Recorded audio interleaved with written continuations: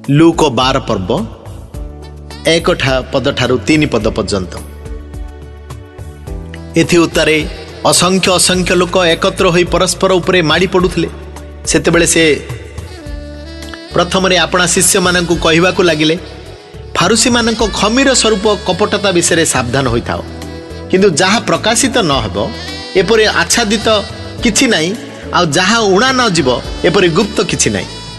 अतएव तुमे माने जहाँ जहाँ अंधकार रे कही अछ से सब आलोक रे सुना जीव, पुणी जहाँ गुप्त कोठर रे गोपन करी अछ ता घर छात उपरे घोषणा करा जीव।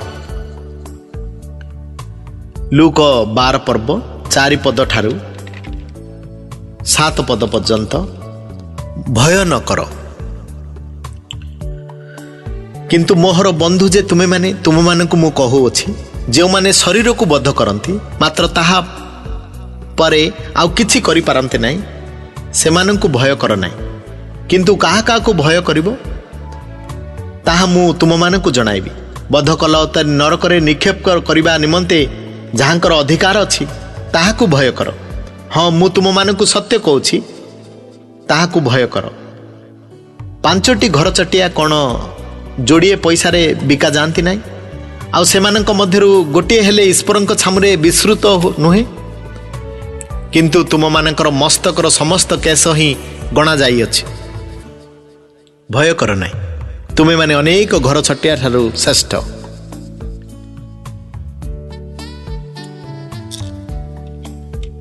लूक 12 पर्व 8 पद ठारू 21 पद पर्यंत। लोकंक साक्षात रे ख्रीष्टंकु स्वीकार।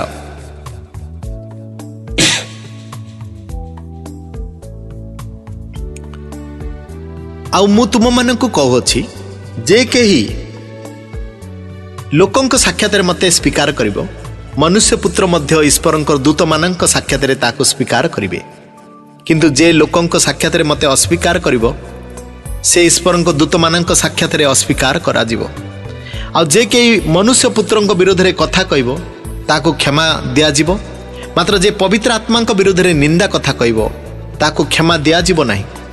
आउ जेतेबेले सेमाने तुम मानंकु समाज गृह कर्तृपक्ष और क्षमता प्राप्त व्यक्ति मानंक निकटकु घेनी जिवे, सेतेबेले तुमे माने आपणा सपक्ष रे किपरि बा की कथा उत्तर देबो किंबा कौन कहबो से विषय चिंतित हो नाही, कारण कौन कहवाको हेबो ता पवित्र आत्मा से दंडरे तुमको सिखाइबे।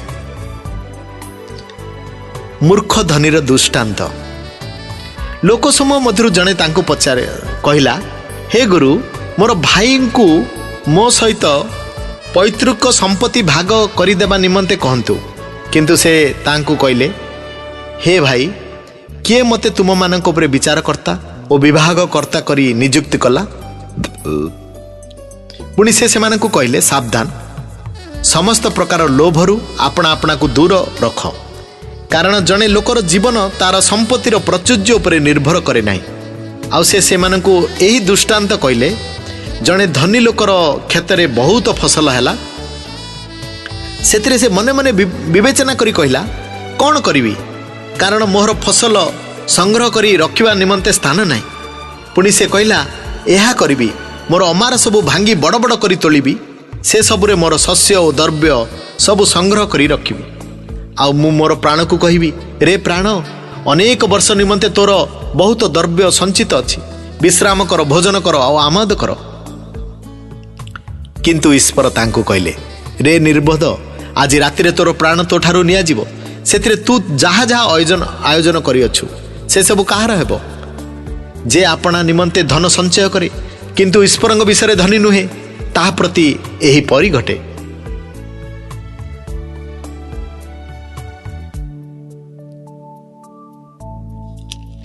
लूक 12 पर्व 22 पद ठारू 34 पद पर्यंत। चिंतित न हुआ, से आपना शिष्य मानक कहले, ए निमंते मु तुम मानक कहूछि, कौन खाइब एपरि भाबी तुम मानक जीवन निमंते किए बा कौन पिंधिब एपरि भली तुम मानक शरीर निमंते मध्य चिंता कर नाही, कारण भक्ष्य अपेक्षा जीवन और वस्त्र अपेक्षा शरीर श्रेष्ठ। कुआ मानक विषय भावी देख, से माने बुणती नाई कि काटती नाई, पुणी से गोला घर बा अमार नहीं आउ ईश्वर से आहार दियंती तुमे माने पक्षी मानक अपेक्षा केते अधिक श्रेष्ठ पुणी तुम मानक मध्यरे किए चिंता करी करी आपण आयु हाते दीर्घ करि पारे अतएव तुमे माने जदि सबुठारु क्षुद्र विषय सुधा करने को सक्षम नुह तेबे अन्य समस्त विषय सम्बन्ध कहीं चिंता करोछ पुष्प गुड़िक विषय भावी देख से गुड़िक किपरि सूता काटती ना कि बुणती ना तथापि मु तुम मानक कहूँ सलमन सुधा आपणार समस्त ऐश्वर्य एगुड़िक मध्य गोटिक परि विभूषित नथिले किंतु जो घास आज क्षेत्र में अच्छी आउ काली चुली रे पका जाए ताहाकु जेबे ईश्वर ए प्रकार बेश दियंती तेबे हे अल्प विश्वासी माने से तुम मानकु केते अधिक रूपे न देबे पुणी कौन खाइब कौन पीब ता तुमे माने खोजी बुल नहीं किमा चिंतित तो हो नहीं कारण जगतर बेजाती माने ए सब विषय खोजी बुलंती किंतु ए समस्त विषय जे तुम मानकर प्रयोजन ता तुम मानकर पिता जानती बरंच तुमे माने तांकर राज्य अन्वेषण कर आ ये समस्त विषय मध्य तुमको दिया जिवो हे सान पल भय कर नहीं कारण तुम मानक से राज्य देवा निमंते तुम मानकर पितांकर संतोष तुम मानकर जहा अच्छी ताहा विक्रय करी दान कर जहा क्षय पाए नहीं एपरिकी थाली आपना आपना निमंते प्रस्तुत कर जोठारे चोर निकट को आसे नहीं किमा कीट नष्ट करे नहीं एपरी स्वर्गरे अक्षय धन संचय कर कारण जोठारे तुम मानकर धन सेई ठारे तुम मानकर मन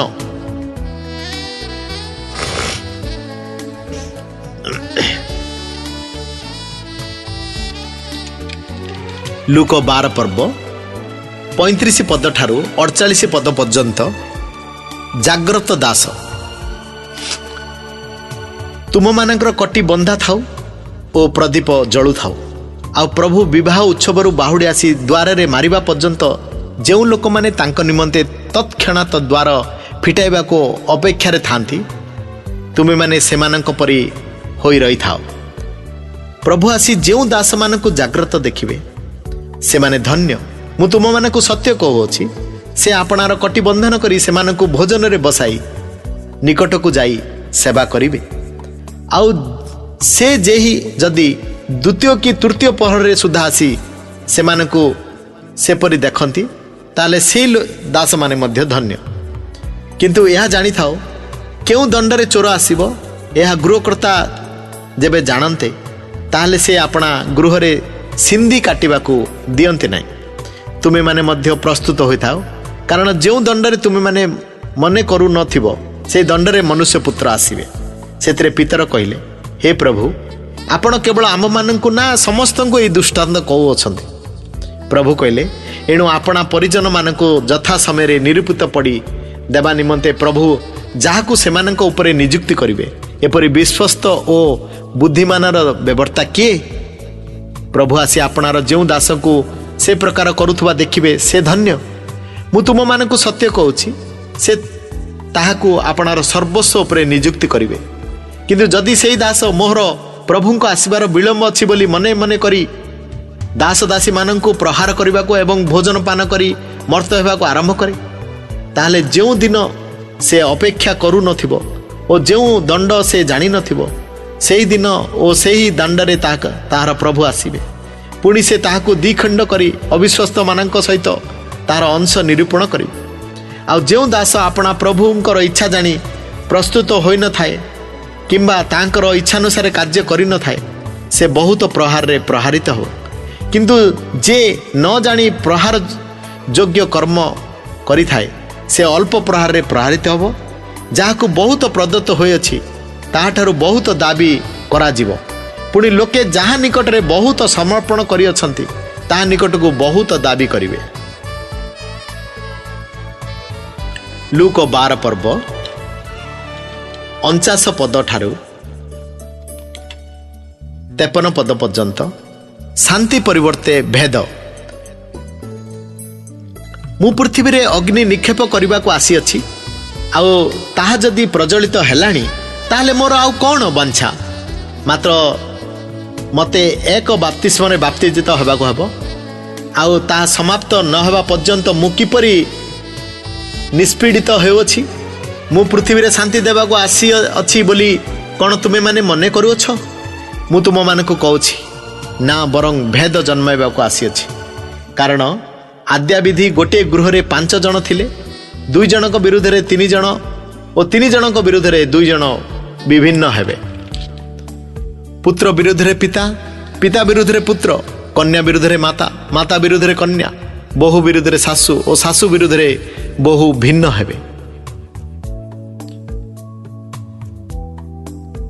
लूक 12 पर्व 54 पद ठारू 59 पर्यंत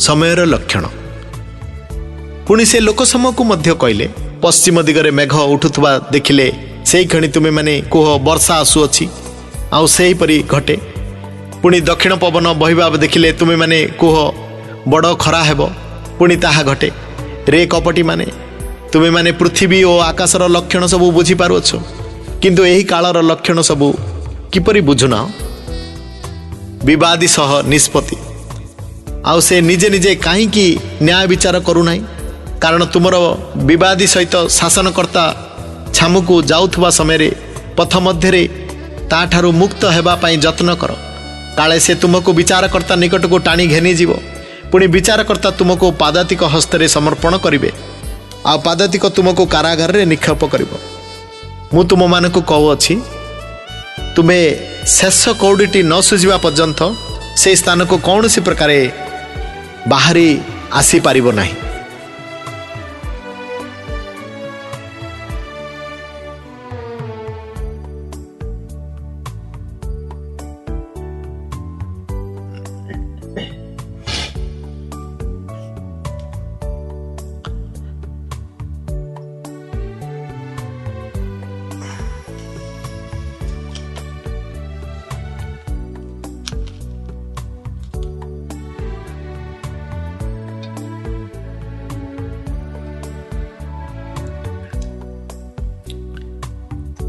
लूक 13 पर्व 1 पर्व ठारू 1 पद ठारू 9 पद पर्यंत मन परिवर्तन नचेत विनाश से समय केतेक लोक आसी पिला तो जो गालिलियो मानकर रक्त से बलि सहित मिश्रित करथिले सेमानक विषय ताहांकु जणाइले सेतरे से सेमानंकु उत्तर देले यह सब भोग करबाकू ए गालिलियो माने अन्य समस्त गालिलियो मानक अपेक्षा अधिक पापी बोली कि तुमे माने मने करूछ मु तुम मानक कहूछि ना किंतु मन परिवर्तन न कले तुमे माने समस्ते से प्रकार विनष्ट हब किंबा सिलिहरे से जो 18 जनक उपरे प्रहरी गृह पड़ी सेमानकर प्राण नाश कला सेमाने समस्त जेरुसलेम वासी अपेक्षा अधिक अपराधी बोली कि तुमे माने मने करूछ मु तुम मानक कहूछि ना किंतु मन परिवर्तन न कले तुमे माने समस्ते से परि विनष्ट हब अफलंती डिम्बिरी वृक्षर दृष्टांत आउ से एई दृष्टांत कले जनकर द्राक्षा क्षेत्र रे गोटे डिम्बिरी गछ लगा जाइथिला से आसी सेतिरे फल खोजिले किंतु पाइले नाही तेणु से मालिकी कहले देख ए 3 वर्ष है मु आसी ए डिम्बिरी गछरे फल खोजुअछि किंतु पाऊ नै या को हानि पकाओ एटा काई की भूमि को मध्य अकर्मण्य करूअछि मात्र से तांको उत्तर देले प्रभु या को ए वर्षटी मध्य छाड़ी दियंतु मुइति मध्य यार चारि पाखे खोली खत देवी आ परे फल हुए तो भल नहिले ताको हानि पकाइबे लूक 13 पर्व 10 पद ठारू 17 पद पर्यंत कुब्जा स्त्री लोकर सुस्थता थरे से विश्राम बारे गोटे समाज गृह रे शिक्षा देउथले आ देख 18 वर्ष पर्यंत दुर्बलकारी आत्मा द्वारा अविष्ट जने स्त्री लोक सेठारे थिला से कुब्जा होई कौन सी प्रकार आपना को सणख करि पारु नथला जीसु तांको देखि पाखकु डाकी कहले हे नारी तुम्हार दुर्बलतारू मुक्त हल आउ से ता उपरे हाथ थोइले सेतिरे से क्षणी सड़क होई ईश्वरंक महिमा कीर्तन करने को लगिला किंतु जीशु विश्राम बारे सुस्थ करिवार समाज गृह अध्यक्ष विरक्त होई लोक समूह को उत्तर देले कर्म करने निमंते 6 दिन अच्छी एणु से ही सब दिन में आसी सुस्थ हो विश्राम बार आस ना किंतु प्रभु ताकू उत्तर देले रे कपटी माने तुम्हें माने प्रत्येक कौन विश्राम बारे अपना अपना बलद किंबा गध गुहालू फिटाई घेनी जाई पानी पियाओ नाई तेबे देख 18 वर्ष व्यापी शैतान द्वारा अबद्ध अब्राहम को कन्या यही स्त्री लोकटी कौन विश्राम बार अपना बंधन मुक्त होगा आवश्यक नथिला आउ से यही कथा सबू कहते तांको विपक्ष माने लज्जित होगा लगिले मात्र लोक समूह तांको कृत समस्त महत कर्म सकाशे आनंद करने को लगिले।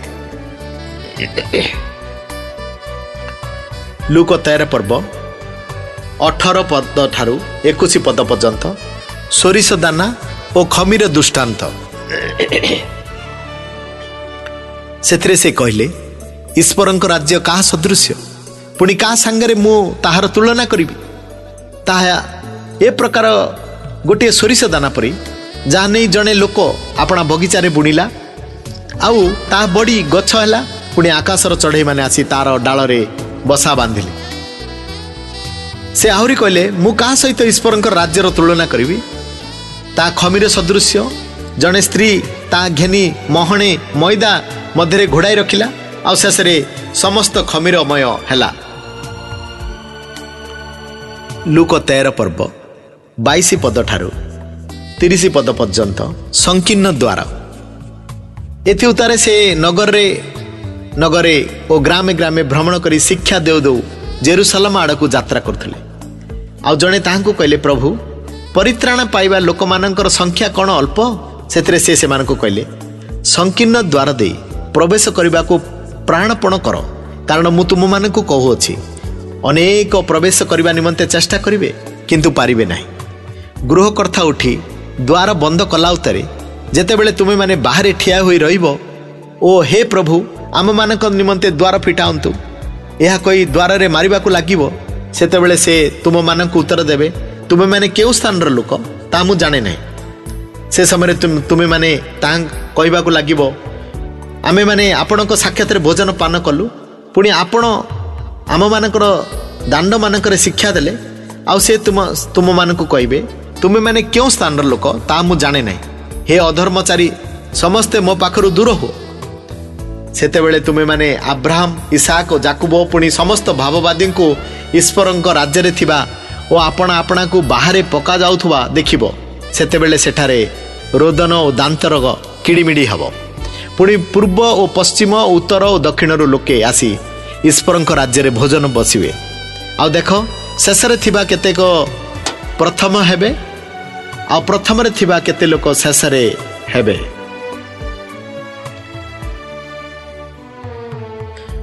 लूक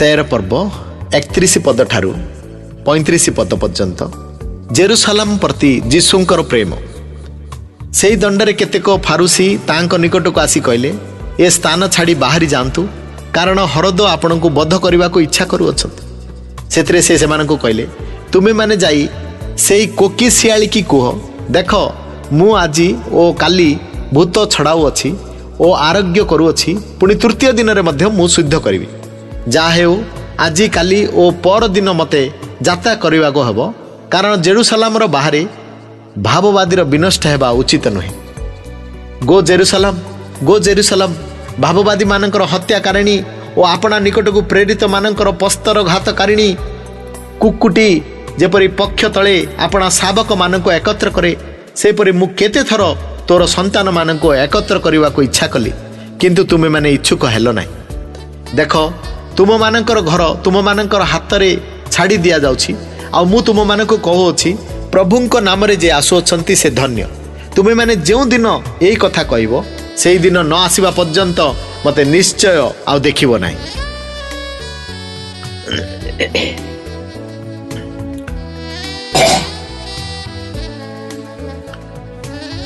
लूक 14 पर्व 1 पद ठारू 6 पद पर्यंत विश्राम बार रे सुस्थता प्रदान थरे से विश्राम बार रे भोजन करने निमंते फारूसी मानक जड़े नेता गृह रे प्रवेश करते ସେମାନେ ତାଙ୍କୁ ଲକ୍ଷ୍ୟ କରି କହିଲେ ରହିଲେ ଆଉ ଦେଖ ତାଙ୍କ ସମ୍ମୁଖରେ ଜଣେ ଜଳୋଦର ରୋଗରେ ପୀଡ଼ିତ ଲୋକ ଥିଲା। ସେଥିରେ ଯୀଶୁ ବ୍ୟବସ୍ଥା ଶାସ୍ତ୍ରଜ୍ଞ ଫାରୁସୀମାନଙ୍କୁ ଉତ୍ତର ଦେଲେ, ବିଶ୍ରାମ ବାରରେ ସୁସ୍ଥ କରିବା ବିଧିସଙ୍ଗତ କି ନା? କିନ୍ତୁ ସେମାନେ ନୀରବ ରହିଲେ। ପୁଣି ସେ ତାଙ୍କୁ ଧରି ସୁସ୍ଥ କଲେ ଓ ବିଦାୟ ଦେଲେ। ଆଉ ସେ ସେମାନଙ୍କୁ କହିଲେ, ତୁମମାନଙ୍କ ମଧ୍ୟରୁ କେହି ଆପଣା ପୁଅ ବା ବଳଦ କୂଅରେ ପଡ଼ିଲେ କ'ଣ ତାକୁ ବିଶ୍ରାମବାରେ ତତ୍କ୍ଷଣାତ ଉଠାଇବ ନାହିଁ? ଆଉ ସେମାନେ ଏ ସମସ୍ତ କଥାର କୌଣସି ଉତ୍ତର ଦେଇପାରିଲେ ନାହିଁ। ଲୁକ 14 ପର୍ବ 7 ପଦ ଠାରୁ 14 ପଦ ପର୍ଯ୍ୟନ୍ତ ନତ ହେବାରେ ଉନ୍ନତ। ପୁଣି ନିମନ୍ତ୍ରିତ ଲୋକମାନେ କି ପ୍ରକାର ପ୍ରଧାନ ଆସନ ବାଛୁଥିଲେ, ଏହା ଲକ୍ଷ୍ୟ କରି ସେ ସେମାନଙ୍କୁ ଏହି ଦୃଷ୍ଟାନ୍ତ ଦେଇ କହିଲେ, ଯେତେବେଳେ ତୁମେ କୌଣସି ଲୋକ ଦ୍ୱାରା ବିବାହ ଭୋଜକୁ ନିମନ୍ତ୍ରିତ ହୁଅ, ସେତେବେଳେ ପ୍ରଧାନ ଆସନରେ ବସ ନାହିଁ। କାଳେ ତୁମଠାରୁ ଅଧିକ ମାନ୍ୟଗଣ୍ୟ ବ୍ୟକ୍ତି ତାଙ୍କ ଦ୍ୱାରା ନିମନ୍ତ୍ରିତ ହୋଇଥିବେ। ଆଉ ଯେ ତୁମକୁ ନିମନ୍ତ୍ରଣ କଲେ ସେ ଆସି ତୁମକୁ କହିବେ, ଏହାକୁ ସ୍ଥାନ ଦିଅ। ଆଉ ସେତେବେଳେ ତୁମେ ଲଜ୍ଜାରେ ନିମ୍ନନୀତ ସ୍ଥାନ ଗ୍ରହଣ କରିବାକୁ ଯିବ। କିନ୍ତୁ ଯେତେବେଳେ ତୁମେ ନିମନ୍ତ୍ରିତ ହୁଅ, ସେତେବେଳେ ଯାଇ ନିମ୍ନତମ ସ୍ଥାନରେ ବସ, ଯେପରି ତୁମର ନିମନ୍ତ୍ରଣକାରୀ ବ୍ୟକ୍ତି ଆସି ତୁମକୁ କହିବେ, ହେ ବନ୍ଧୁ, ଉଚ୍ଚତର ସ୍ଥାନକୁ ଆସ। ସେତେବେଳେ ତୁମ ସହିତ ଭୋଜନରେ ବସୁଥିବା ସମସ୍ତ ଲୋକଙ୍କ ସାକ୍ଷାତରେ ତୁମର ଗୌରବ ହେବ। କାରଣ ଯେ କେହି ଆପଣଙ୍କୁ ଉନ୍ନତ ବୋଲି ଦେଖାଏ ତାକୁ ନତ କରାଯିବ, ପୁଣି ଯେ ଆପଣଙ୍କୁ ନତ କରେ ତାକୁ ଉନ୍ନତ କରାଯିବ। ପୁଣି ସେ ଆପଣା ନିମନ୍ତ୍ରଣକାରୀକି ମଧ୍ୟ କହିଲେ, ଦିବସ ବା ରାତ୍ରିରେ ଭୋଜି ଦେଲେ ଆପଣା ବନ୍ଧୁ କି ଭ୍ରାତା କି ଆତ୍ମୀୟ କି ଧନୀ ପ୍ରତିବାସୀଙ୍କୁ ନିମନ୍ତ୍ରଣ କର ନାହିଁ। କାଳ ସେମାନେ ମଧ୍ୟ ଫେରି ତୁମକୁ ନିମନ୍ତ୍ରଣ କରିବେ ଓ ତୁମେ ପ୍ରତିଦାନ ପାଇବ। କିନ୍ତୁ ଭୋଜ ପ୍ରସ୍ତୁତ କଲେ ଦରିଦ୍ର, ପଙ୍ଗୁ, ଖଞ୍ଜ ଓ ଅନ୍ଧମାନଙ୍କୁ ନିମନ୍ତ୍ରଣ କର, ତାହେଲେ ତୁମେ ଧନ୍ୟ ହେବ। କାରଣ ତୁମକୁ ପ୍ରତିଦାନ ଦେବା ନିମନ୍ତେ ସେମାନଙ୍କର କିଛି ନାହିଁ। ଆଉ ଧାର୍ମିକମାନଙ୍କର ପୁନରୁତ୍ଥାନ ସମୟରେ ତୁମକୁ ପ୍ରତିଦାନ ଦିଆଯିବ। ଲୁକ 14 ପର୍ବ 15 ପଦ ଠାରୁ 24 ପଦ ପର୍ଯ୍ୟନ୍ତ ମହାଭୋଜର ଦୃଷ୍ଟାନ୍ତ। ତାହା ଶୁଣି ତାହାଙ୍କ ସହିତ ଭୋଜନରେ ବସିଥିବା ଲୋକମାନଙ୍କ ମଧ୍ୟରୁ ଜଣେ ତାହାଙ୍କୁ କହିଲେ, ଯେଉଁ ଲୋକ ଈଶ୍ୱରଙ୍କ ରାଜ୍ୟରେ ଭୋଜନ କରିବ ସେ ଧନ୍ୟ।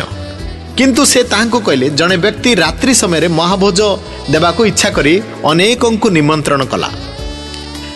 ଆଉ ଭୋଜନର ସମୟ ଉପସ୍ଥିତ ହୁଅନ୍ତେ ସେ ନିମନ୍ତ୍ରିତ ଲୋକମାନଙ୍କ ନିକଟକୁ ଆପଣା ଦାସକୁ ପଠାଇ କହିଲେ, ଆପଣମାନେ ଆସନ୍ତୁ, କାରଣ ସମସ୍ତ ପ୍ରସ୍ତୁତ ହେଲାନି। କିନ୍ତୁ ସମସ୍ତେ ଏକମତରେ କ୍ଷମା ପ୍ରାର୍ଥନା କରିବାକୁ ଲାଗିଲେ। କାରଣ ପ୍ରଥମ ଜଣ ତାହାଙ୍କୁ କହିଲା, ମୁଁ ଖଣ୍ଡେ କ୍ଷେତ କିଣିଅଛି, ମୋତେ ତାହା ଦେଖିବାକୁ ପଡ଼ିବ। ଅନୁରୋଧ କରି ମୁଁ କ୍ଷମା ପାଇଅଛି ବୋଲି ମନେ କରେ। ଆଉ ଜଣେ କହିଲା, ମୁଁ 5 ହଳ ବଳଦ କିଣିଅଛି, ଆଉ ମୁଁ ସେମାନଙ୍କୁ ପରୀକ୍ଷା କରିବାକୁ ଯାଉଅଛି। ଅନୁରୋଧ କରେ ମୁଁ କ୍ଷମା ପାଇଅଛି ବୋଲି ମନେ କରୁଛି। ଆଉ ଅନ୍ୟ ଜଣେ କହିଲା, ମୁଁ ବିବାହ କରିଅଛି, ତେଣୁ ଯାଇପାରୁନାହିଁ। ପୁଣି ସେହି ଦାସ ଆସି ଆପଣା ପ୍ରଭୁକୁ ସେହି ସବୁ ଜଣାଇଲା। ସେଥିରେ ଗୃହକର୍ତ୍ତା କ୍ରୋଧାନ୍ୱିତ ହୋଇ ଆପଣା ଦାସକୁ କହିଲେ, ଶୀଘ୍ର ନଗରର ଦାଣ୍ଡ ଓ ଗଳିଗୁଡ଼ାକୁ ଯାଇ ଦରିଦ୍ର, ପଙ୍ଗୁ, ଅନ୍ଧ ଓ ଖଞ୍ଜମାନଙ୍କୁ ଏଠାକୁ ଘେନି ଆସ। ପରେ ସେହି ଦାସ କହିଲା, ହେ ପ୍ରଭୁ, ଆପଣଙ୍କ ଆଜ୍ଞାନୁସାରେ କରାଯାଇଛି, ତଥାପି ଆହୁରି ସ୍ଥାନ ଅଛି। ସେଥିରେ ପ୍ରଭୁ ସେହି ଦାସଙ୍କୁ କହିଲେ, ରାଜଦଣ୍ଡ ଓ ଗଛମୂଳକୁ ଯାଇ ମୋର ଗୃହ ଯେପରି ପୂର୍ଣ୍ଣ ହୁଏ, ସେଥିପାଇଁ ଲୋକମାନଙ୍କୁ ଆସିବା ପାଇଁ ବଢ଼ାଅ। ଯେଣୁ ମୁଁ ତୁମମାନଙ୍କୁ କହୁଅଛି, ସେ ନିମନ୍ତ୍ରିତ ଲୋକମାନଙ୍କ ମଧ୍ୟରୁ କେହି ମୋର ଭୋଜର ଆସ୍ୱାଦ ପାଇବ ନାହିଁ। ଲୁକ 14 ପର୍ବ 25 ପଦ ଠାରୁ 35 ପଦ ପର୍ଯ୍ୟନ୍ତ ଶିଷ୍ୟତ୍ୱର ମୂଲ୍ୟ। ବହୁ ସଂଖ୍ୟକ ଲୋକ ତାହାଙ୍କ ସହିତ ଯାତ୍ରା କରୁଥିଲେ। ଆଉ ସେ ବୁଲି ପଡ଼ି ସେମାନଙ୍କୁ କହିଲେ, କେହି ଯେବେ ମୋର ନିକଟକୁ ଆସି ପିତା, ମାତା, ଭାର୍ଯ୍ୟା, ସନ୍ତାନ, ଭ୍ରାତା ଓ ଭଗ୍ନୀମାନଙ୍କୁ ଏପରିକି ଆପଣା ପ୍ରାଣକୁ ସୁଦ୍ଧା ଅପ୍ରିୟ ଜ୍ଞାନ ନ କରେ, ତେବେ ସେ ମୋର ଶିଷ୍ୟ ହୋଇପାରେ ନାହିଁ। ଯେ କେହି ଆପଣା କ୍ରୁଶ ବହନ କରି ମୋର ଅନୁଗମନ ନ କରେ, ସେ ମୋର ଶିଷ୍ୟ ହୋଇପାରେ ନାହିଁ। କାରଣ ତୁମମାନଙ୍କ ମଧ୍ୟରୁ କିଏ ପହରି ଗୃହ ନିର୍ମାଣ କରିବାକୁ ଇଚ୍ଛା କରି ତାହା ସମ୍ପୂର୍ଣ୍ଣ କରିବା ନିମନ୍ତେ ତାହାର ଅର୍ଥବଳ ଅଛି କି ନାହିଁ, ଏହା ପ୍ରଥମେ ବସି ବ୍ୟୟ ହିସାବ ଦେଖିବ ନାହିଁ?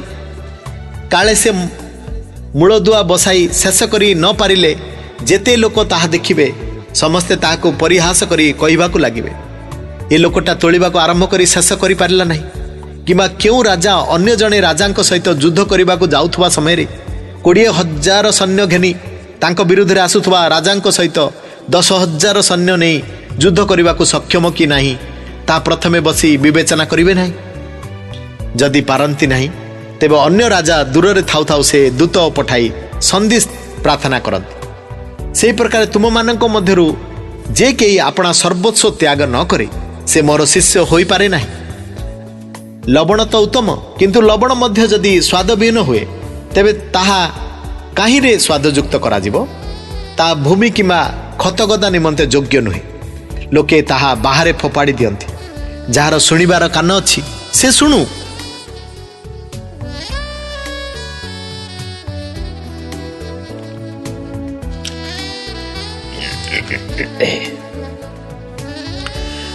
लूक 15 पर्व 1 पद ठारू 7 पद पर्यंत हजिला मेंढार दृष्टांत आउ काराग्राही और पापी लोक समस्ते तांकर वाक्य श्रवण करने निमंते तांक निकट को आसुथिले सेतरे फारूसी माने और शास्त्री माने बचसा करू कहिले ये लोकटा पापी माननकु ग्रहण करे ओ सेमानक सहित भोजन करे और तहिरे से सेमानकु एही दृष्टांत कहले तुम मानक मध्य एपरि केउ लोक अछि जे तार जदि 100 मेंढा थाए आउ सेमानक मध्यरु गोटे हजि जाए तेबे से अनेस्पत को प्रांतर रे छाड़ी से हजिथिबा मेंढाटी न पाइबा पर्यंत ताको खोजे नाही पुणी पाइले से ताको आनंद रे कांधेई घर को घेनी आसे पुणी आपणा बंधु प्रतिवासी मानकु डाकी एकत्र करी से मानकु कहे मो सांगरे आनंद कर जेनु मोहर हजि जाइथिबा मेंढाटी पु पाइछि मु तुम मानकु कहू अछि सेही प्रकारे जे मानकर मन परिवर्तन करिवार प्रयोजन नाही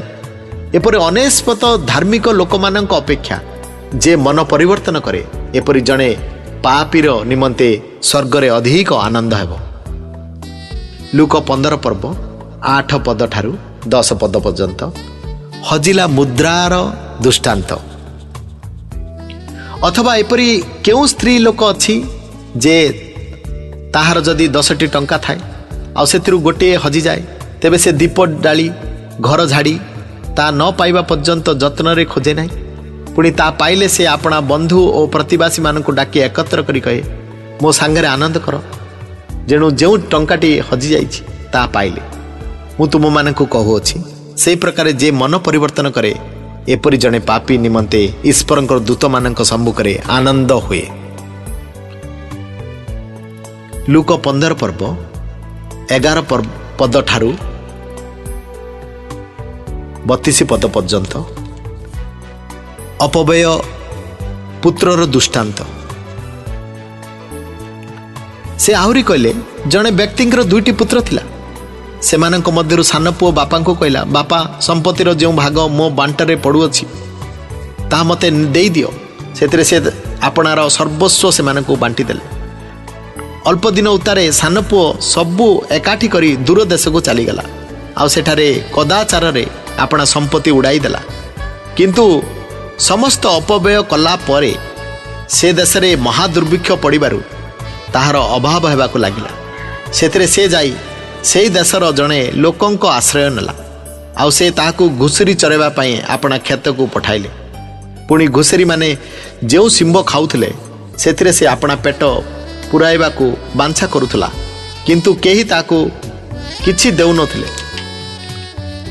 मात्र से चेतना पाई कहला मोर बापांक केते मूल्यांकर खाद्य बळी पड़ू अछि किंतु मु एठारे भोकरे मरु अछि मु उठी मोर बापांक पाखकू जीवी तांकू कहिबी बापा ईश्वरंकर विरुद्ध रे ओ तुम दृष्टि रे मु पाप कली तुम पुओ बोली डका जीवार मु आउ योग्य नुहे मते तुमर जणे मूलिया परिक रख सेतरे से उठी अपना पितांक निकट को गला किंतु से दूर रे थाउ थाउ ताहार पिता ताकू देखी दयारे बिगलित हेले और दौड़ी जाए ताकू अलिंगन करी अति स्नेह रे चुंबन देले पुत्र तांकू कहला बापा ईश्वरंक विरुद्ध रे ओ तुम दृष्टि रे मु पाप कली तुम पुओ बोली डका जीवार मु आउ योग्य नुहे किंतु पिता अपना दास माननकू कहले सबुठारु भल लुगा चंचल घेनी आसी एहाकू पिंधाओ यार हाथ में मुदी और पादरे पादुका दियो, पुणी हुष्टपुष्ट पशु आनी मार, आस आमे माने भोजन करी उत्सव करू, कारण मोर यही पुओ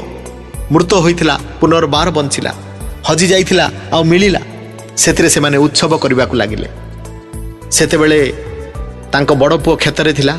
से जेतेबेले आसी घर पाखरे पहुँचिला, सेतेबेले वाद्य और नृत्यर शब्द शुणी दास मानक मध्यरु जण को पाखकु डाकी से सबु कौन बोली पचारिबा को लागिला। से ताहाकु कहला, तुमर भाई आसी अछंती, आ तुमर बापा तांको सुस्थ शरीर रे पाइबारु मोटा पशुटीए मारी अछंती। सेतिरे से रागी जाई भीतर को जीवा पई मंगिला नाही, किंतु ताहार पिता बाहर को आसी ताहाकु बहुत बुझाइबा को लागिले।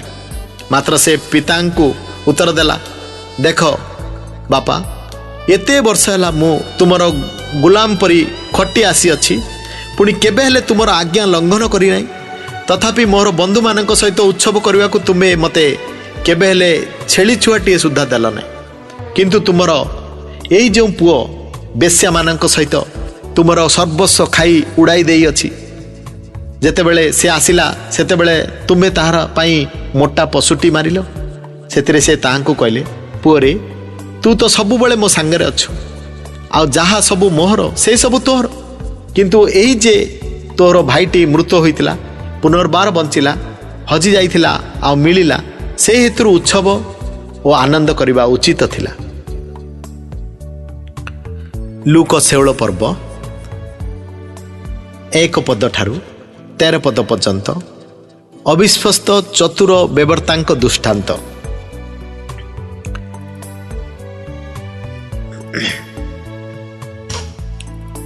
से शिष्य मानंकु मध्य कहले, जने धनी लोक थिले, तांकर जने बेवर्ता थिला, आ से तांकर संपत्ति अपव्यय करी देउ अछि बोली ताहा विषय अपवाद शुणी से ताहाकु डाकी कहले, मु तुम विषय एक ही कथा शुणुअछि, तुम बेवर्ता कार्यर हिसाब दियो, कारण तुमे आउ बेवर्ता होई रही पारिबो नाही। सेतिरे से बेवर्ता मने मने कहला, कौन कही करिबी, मोर प्रभु तो मोठारु बेवर्ता पद छड़ाई नेउ अछंती, माटी हाणिबाकू मोर बळ नाही, भिक मागिबाकू मते लाज लागुअछि, मु बेवर्ता पदर च्युत हेले उतारे लोके जेपरी मते आपणा आपणा गृहरे ग्रहण आपणा आपणा गृहरे ग्रहण करंती, एथिपई कौन करिबी ताहा बुझिलेनि। पुणी से आपणा प्रभुंक प्रत्येक खातक को पाखकू डाकी प्रथम जन को कहला, तुम उपरे मोर प्रभुंकर केते पावना? से कहला 100 मण तेल। से ताकू कहला, तुमर चुक्तिपत्र घेनी शीघ्र बसी 50 बोली लेख। तापरे से आउ जन को कहला, तुम उपरे केते पावण? से कहला 100 भण गहम। से कहला, तुमर चुक्तिपत्र घेनी 80 बोली लेख। से ही अविश्वास बेवर्ता बुद्धि सहित कार्य करिथिबारु प्रभु तार प्रशंसा कले। जेणु एई जुगर संतान माने सेमानंकर स्वजाति पक्षरे आलोकर संतान मानक अपेक्षा अधिक बुद्धिमान। मु मध्य तुम मानक कहूछि, अधर्म धनरे आपणा आपणा निमंते बंधु लाभ कर, जेपरि ता शेष हेले सेमाने तुम मानकु नित्य स्थायी बासस्थान रे ग्रहण करिवे। जे अति अल्प विषय विश्वस्त से बहुत विषय विश्वस्त, जे बहुत विषय मध्य विश्वस्त अटे। जे अल्प विषय विश्वस्त से बहुत विषय मध्य विश्वस्त अटे, पुणी जे अति अल्प विषय अविश्वस्त से बहुत विषय मध्य अविश्वस्त। अतएव जदि तुमे माने अधर्म धन रे विश्वस्त होइना, तेबे किए तुम मानकु विश्वास करी सत्य धन तुम मानक हस्ତରେ समर्पण करिवो? आ जदि तुमे माने परर विषय विश्वस्त होइना, तेबे किए तुम मानक निजर विषय देव? कौनसी भ्रातृ दुई प्रभुंकर दास होई पारे नाही, कारण से जनकु घृणा करिवो और अन्य जनकु प्रेम करिवो, अथवा जनकर प्रति अनुरक्त हबो अन्य जनकु अवज्ञा करिवो। तुमे माने ईश्वर और धन उभयर दास होई पार नाही। लूक शेउल पर्व 14 पद ठारू 18 पद पर्यंत व्यवस्था और ईश्वरंकर राज्य। यही सब कथा शुणी धन लोभी फारुसी माने तांको विद्रूप करने को लगिले।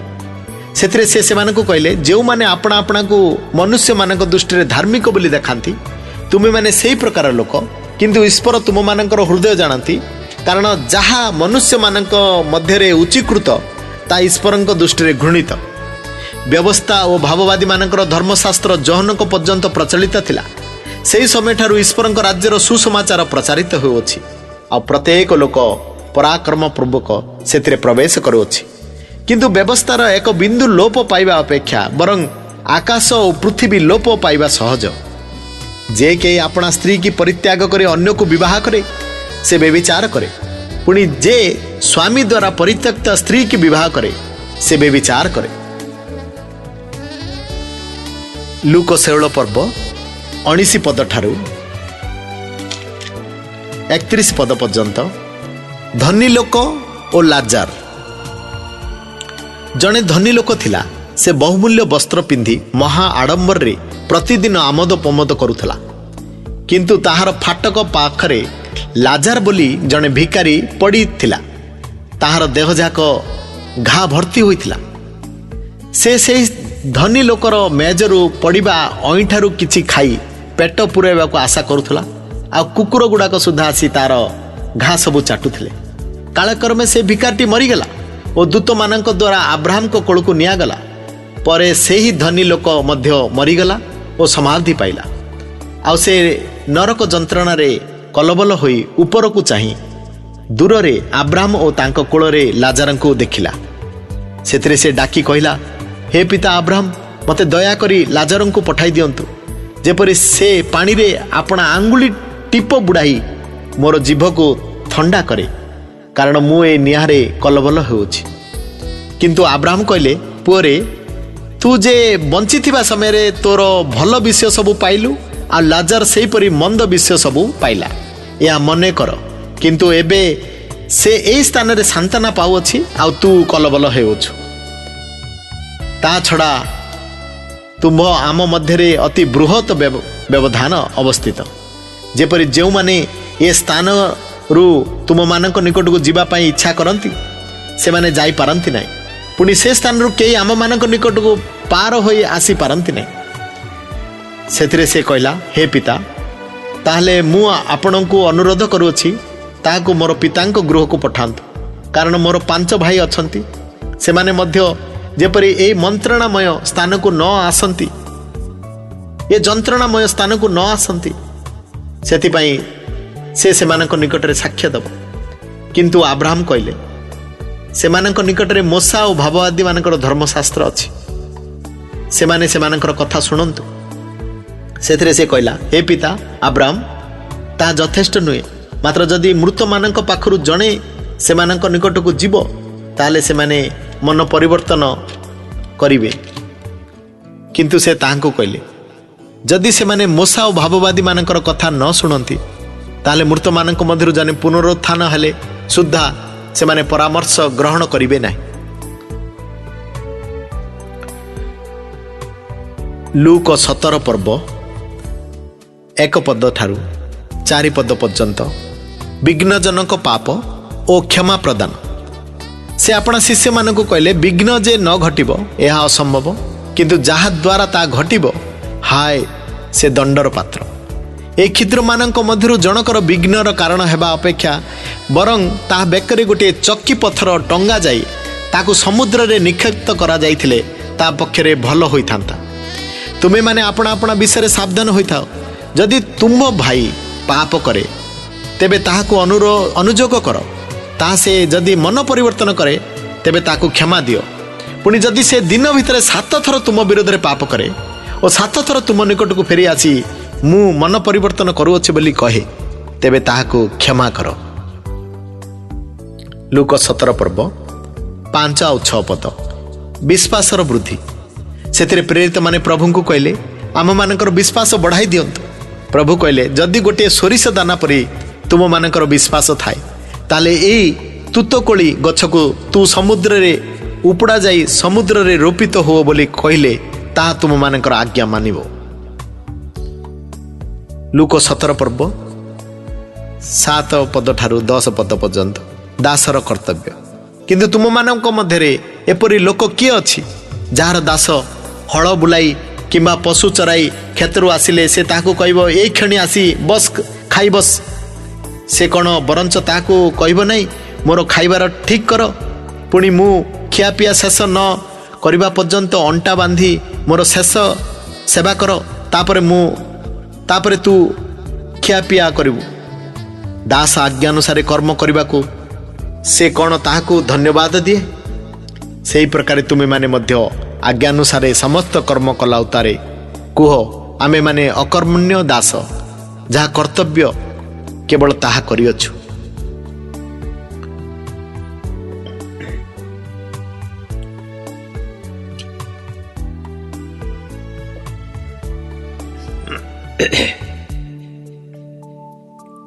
लूक 17 पर्व 11 पद ठारू 19 पद पर्यंत 10टा कोष्ठी को जीशुंकर सुस्थता। से जेरुसलाम को यात्रा करने समय सिमिरण और गालीली मध्य दे गमन करुले।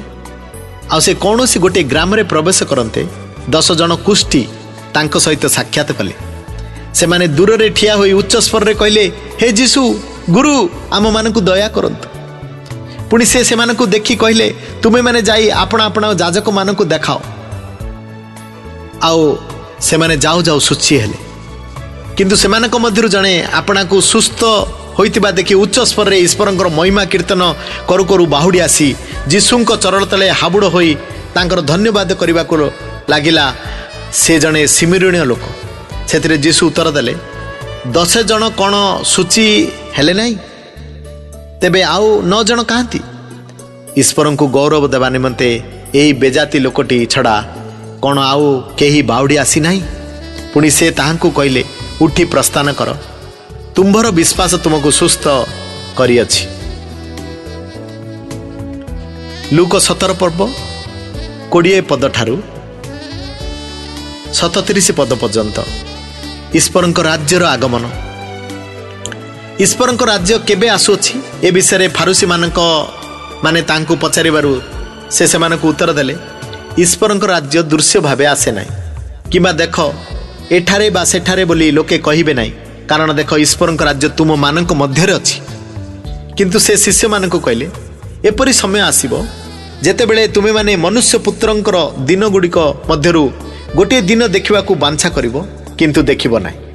देख सेठारे देख एठारे बोली लोके तुम मानकु कहिबे किंतु तुमे माने जाओ नाही किंबा सेमानकर पाश्चातगामी हो नाही कारण बिजुली मारी जेपरि आकाश गोटे पाखरु आर पाख पर्यंत आलो दिए मनुष्य पुत्र आपणा दिन रे सेही परिया हेबे।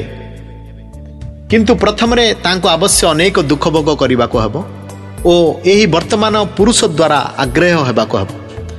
आउ नोहंक समय रे जे प्रकार घटितिला मनुष्य पुत्रंक समय मध्य सेही प्रकार घटिबो। जहाजरे नोहंक प्रवेश करिबा दिन पर्यंत लोके भोजन पान और विवाह करिबा और विवाह देबारे प्रवृत्त थिले। पुणी जलप्लावन आसी समस्त को विनाश कला। लोटंक समय मध्य सेही प्रकार घटितिला। लोके भोजन पान क्रय विक्रय वृक्षरोपण और गृह निर्माण करिबारे प्रवृत्त थिले। किंतु लोट सोदमरु बाहरी जिबा दिन आकाशरु अग्नि और गंधक बुष्टि होई समस्त को विनाश कला। मनुष्य पुत्र प्रकाशित हेबा दिन सेही प्रकार घटिबो। सेही दिन जे छात उपरे थिबो से घर भितर थिबा और आपना जिनिस पत्र घेनी जिबा पई ओल्हाई न आसु सेही परी जे खेतरे थिबो से बाहुडी न दाउ। लोटंक स्त्री कथा स्मरण कर जे के अपना जीवन लाभ करने को चेष्टा करे से ता हराइबो और जे केही अपना जीवन हराइबो ता बंचाइबो। मु तुम मानक कहूछि सेही रात्रि रे 2 जन गोटे शଯ୍ୟାରେ थिबे जन को ग्रहण करा जिवो और अन्य जन को परित्याग करा जिवो। 2 जन स्त्री एकाठी चक्की पशुथिबे जन को ग्रहण करा जिवो और अन्य जन को परित्याग करा जिवो। 2 जन खेतरे थिबे जन को ग्रहण करा जिवो अन्य जन को परित्याग करा जिवो। सेतिरे से माने तांको उत्तर देले हे प्रभु केउठारे से मानक कहले जेउठारे सब सेइठारे श्रागुणा गुड़ाक मध्य एकाठी हेबे। लूक 18 पर्व 1 पद ठारू 8 पद पर्यंत विधवा और विचारकर्तांकर दृष्टांत। क्लांत न होई प्रार्थना क्लांत न होई सर्वदा प्रार्थना करबा जे कर्तव्य ए विषय से सेमानकु दृष्टांत देई कहले। गोटे नगर रे जणे विचारकर्ता थिले। से ईश्वर को भय करू नथिले कि ईश्वर को मानु नथिले। सेई नगर रे जणे विधवा थिला। से थरकु थर तांको निकटकु जाई कहउथला मोर विवादीर अन्यायर प्रतिकार करंतु। आ से केते समय पर्यंत सम्मत हो नथिले, किंतु परे से मने मने कहले यद्यपि मु ईश्वर को भय करे नाही किबा ईश्वर को माने नाही, तथापि ए विधवाटा मते कष्ट देउथबारु मु ता प्रति कृत अन्यायर प्रतिकार करिवि, नहिले से सबु बेला आसी मते व्यतिव्यस्त करूथबो। सेतरे प्रभु कहले ए अधार्मिक विचारकर्ता कौन कहूची ता शुण। तेबे ईश्वरंकर जो मनोनीत लोक माने दिवारात्र ताहांकु डाकु थांती, से कि सेमानंक प्रति कृत अन्यायर प्रतिकार करिवे नाही, यद्यपि से सेमानंकर शत्रु मानंक प्रति दीर्घ सहिष्णु अटंती। मु तुम मानंकु कहूची से शीघ्र सेमानंक प्रति कृत अन्यायर प्रतिकार करिवे। तथापि मनुष्य पुत्र आसी पृथ्वी रे कौन विश्वास देखिबे। लूक 18 पर्व 9 पद ठारू 14 पद पर्यंत फारुसी और काराग्रहीर दृष्टांत। आपना आपना को धार्मिक ज्ञान करी अन्य समस्त को तुच्छ ज्ञान करुवा केतेक आत्मनिर्भरशील लोकंकु से यही दृष्टांत मध्य कहले। 2 जन लोक प्रार्थना करने निमंते मंदिर को गले, जड़े फारुसी और अन्य जन काराग्राही। फारुसी दंडायमान हो आपना निकट रे यही प्रकार प्रार्थना करने को लगिला, हे ईश्वर मु तुमको धन्यवाद देउछि जे मु अन्य समस्त लोकंक परी अत्याचारी अधार्मिक बेविचारी किंबा यही काराग्राही परी सुद्धा नुहे। मु सप्ताह 2 थर उपवास करिथाए और मोर समस्त आयर दशमांश दान करिथाए। किंतु काराग्राही दूर रे ठिया होई स्वर्ग आड़े उद्ध दृष्टि करिबार को सुद्धा साहस कला नहीं, किंतु अपना छाती रे मारी होई कहवाकू लागिला, हे ईश्वर मु पापी मते दया कर। मु तुम मानकु कहूछि से लोक नुहे बरं ए लोक धार्मिक गणित होई अपना गृह को चलीगला। कारण जे के अपना को उन्नत बोली देखाए ताको नत करा जीवो, किंतु जे अपना को नत करे ताको उन्नत करा जीवो। लूक 18 पर्व 15 पद ठारू 17 पद। शिशु प्रिय जीशु से जेपरी शिशु मानक स्पर्श करते एथिपाई लोके सेमानकु मध्य तांको निकटकु आनिबाकु लागिले। मात्र शिष्य माने ता देखि सेमानकु धमक देबाकु लागिले, किंतु जीशु सेमानकु आपना पाखकु डाकी कहले शिशु मानकु निकटकु आसीबाकु दियो, आ सेमानकु मना कर नाही, कारण ईश्वरक राज्य एई प्रकार लोक मानकर। मु तुम मानकु सत्य कहूछि जे के शिशु परी ईश्वरक राज्य ग्रहण न करे से कौनसी प्रकार सेथिरे प्रवेश करिवो नाही। लूक 18 पर्व 18 पद ठारू 30 पद पर्यंत जणे धनी अध्यक्ष तांकु पचारे, हे सद्गुरु अनंत जीवनर अधिकारी हेबा निमंते मु कौन करिवि। सेथिरे जीशु कहले मते सत बोली काहीकि कहउछ, जनक बिना अर्थात ईश्वरक बिना अन्य केही सत नुहे। आज्ञा गुड़िक तो तुम्हें जान, बेविचार कर नाई, नरहत्या कर नाई, चोरी कर नाई, मिथ्या साक्षी दियो नाई, अपना पितामाता को समादर कर। से कहले ये समस्त मु यौवन कालरू पालन करि आसुअछि। जीशु यह शुणी ताकू कहले तुमर आउ गोटे विषय उणा अछि, तुम्हें अपना सर्वस्व विक्रय करी दरिद्र मानकु वितरण कर, आ तुम्हें स्वर्ग रे धन पाइब, पुणी आसी मोहर अनुगमन कर। किंतु से यही समस्त कथा शुणी अत्यंत दुखित हेले, कारण से अतिशय धनी थिले। सेतिरे जीशु तांकु देखि कहले जे मानकर धन अछि से माने केड़े कष्ट रे ईश्वरक राज्य रे प्रवेश करिवे, कारण ईश्वरक राज्य रे धनी लोकर प्रवेश करिबा अपेक्षा बरं सूचीर छिद्र दे ओटर प्रवेश करिबा सहज। जे माने ए कथा सुनिले से माने कहले तेबे के परित्राण पाई पारे, किंतु से कहले जहा मनुष्यर असाध्य ता ईश्वरक साध्य। सेतिरे पितर कहले देखंतु आमे माने आपना आपना सर्वस्व परित्याग करी आपणकर अनुगामी होइअछु। से मानकु कहले मु तुम मानकु सत्य कहूछि जेउ लोक ईश्वरक राज्य निमंते गृह की भाज्या की भ्राता की पितामाता की संतान संपत्ति परित्याग करी इह काଳରେ बहुगुण और पर काଳରେ अनंत जीवन न पाइब एपरि लोक केही नाही।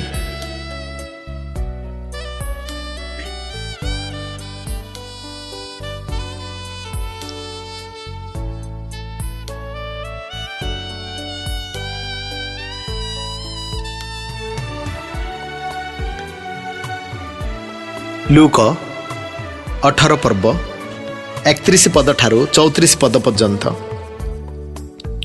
निज मृत्यु विषय जीशुंकर तृतीय थर सूचना पर से द्वादश को अंतर करी से कहले देख आमे माने जेरूसलम को यात्रा करूछु आ भाववादी मानक द्वारा जे समस्त विषय लिखित अछि से समस्त मनुष्य पुत्रंक ठारे सफल होइबो कारण से बेजाति मानक हस्तरे समर्पण हेबे पुणी से माने तांको परिहास करिवे तांकर प्रति अत्याचार करी तांको उपरे छेप पकाइबे तांको कोरडा मारी बध करिवे आ तृतीय दिवस रे से पुनरुत्थान हेबे आ तृतीय दिवस रे से पुनरुत्थान करिवे किंतु से माने ए सब विषय किछि बुझिले नाही। एही वाक्य से मानक ठारू गुप्त होई रहिला पुणी जहा जहा कुआ जाइतिला से सब से माने बुझु नथिले। लूक 18 पर्व 35 पद ठारू 43 पद पर्यंत अंध भिक्षुकଙ୍କୁ दृष्टि दान से जिरुहर निकटवर्ती होता समय जड़े अंध पथ पार्श्वर बसी भिक्षा करुला से लोक समूहर गमनर शब्द शुणी कथा कौन बोली पचारिबा को लागिला से माने ताको कहले नाजरित जीशु एई बाट दे जाऊ अछंती सेतिरे से उच्च स्वर रे कहला हे जीशु दाऊद संतान मते दया करंतु मात्र आगे जाउथबा लोक माने तांको तुनी हेबा पई धमक देबा को लागिले किंतु से आउरी अधिक उच्च स्वर रे कहबा को लागिला हे दाऊद संतान मते दया करंतु सेतिरे जीशु ठिया होई तांको आपना निकट को आनिबा पई आज्ञा देले पुणी से निकट रे उपस्थित होते से तांको पचारिले मु तुम पई कोन करिबी बोली तुमे इच्छा करूछ से कहला हे प्रभु मु जेपरि दृष्टि पाए जीशु तांको कहले दृष्टि पाओ तुमर विश्वास तुमको सुस्थ करी अछि से कणी से दृष्टि पाई ईश्वरंकर महिमा कीर्तन करू करू तांको पछे पछे चालिबा को लागिला एवं लोक समस्ते ता देखि ईश्वरंकर प्रशंसा कले।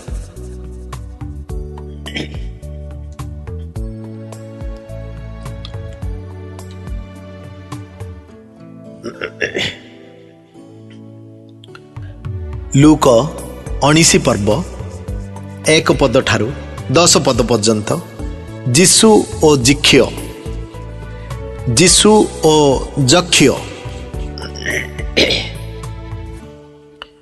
पर से जिरुहरे प्रवेश करी ताहा मध्य देई जाउथले आ देख जक्ष्य नामक जने लोक थिले से जने प्रधान काराग्राही और धनी लोक जीशु किए ता देखिबाकू से चेष्टा करथुले किंतु लोक मानकर भीड़ सकाशु देखि पारु नथिले कारण से बांगर थिले एणु से आग को दौड़ी जाई तांको देखिबा निमंते गोटे डिम्बिरी गछ चढ़िले कारण से ही बाट देई तांकर जीवार थिला जीशु से स्थान को आसी ऊपर को चाही ताहाकू कहले जक्ष्य शीघ्र ओल्लाई आस कारण आज मते आवश्यक तुम घरे रहिबा को हेबो सेतिरे से शीघ्र ओल्लाई आसी आनंद रे ताहांकर अतिथ्य कले ता देखि समस्ते बचासा करी कहबा को लागिले से जने पापी लोक घरे रहिबा को गलेनी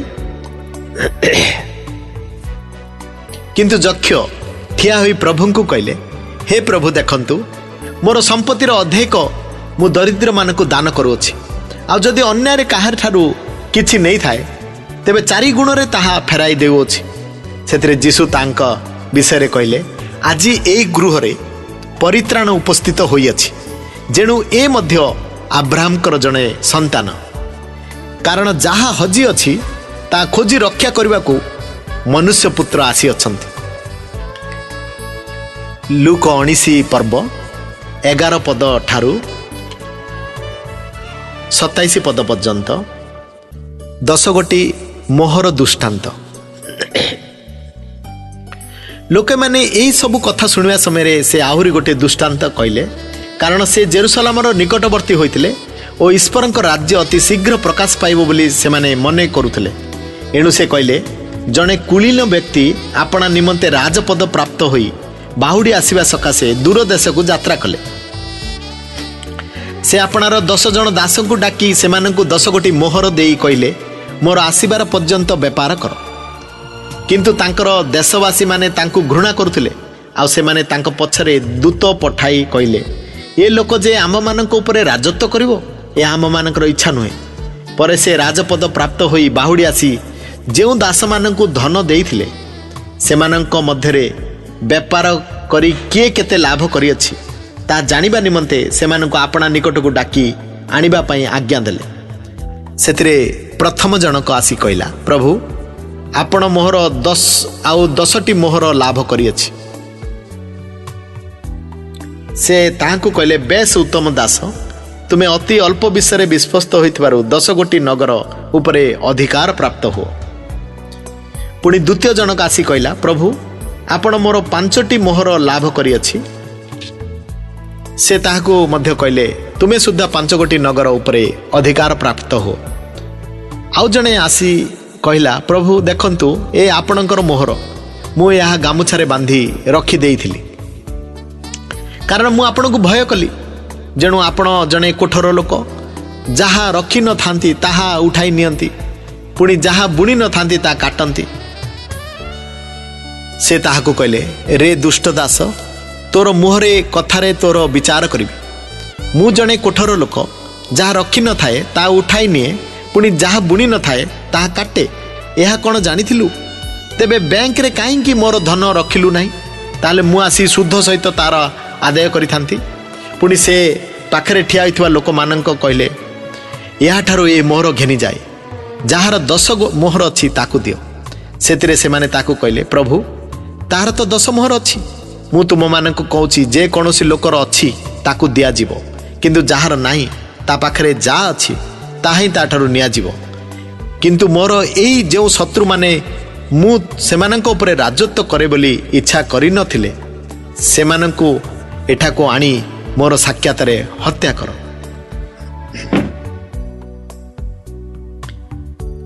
लूक 19 पर्व 28 पद ठारू 40 पद पर्यंत जीशुंक विजय यात्रा ए समस्त कथा कही से अग्रसर होई जेरुसलम आड़े यात्रा करने को लगिले।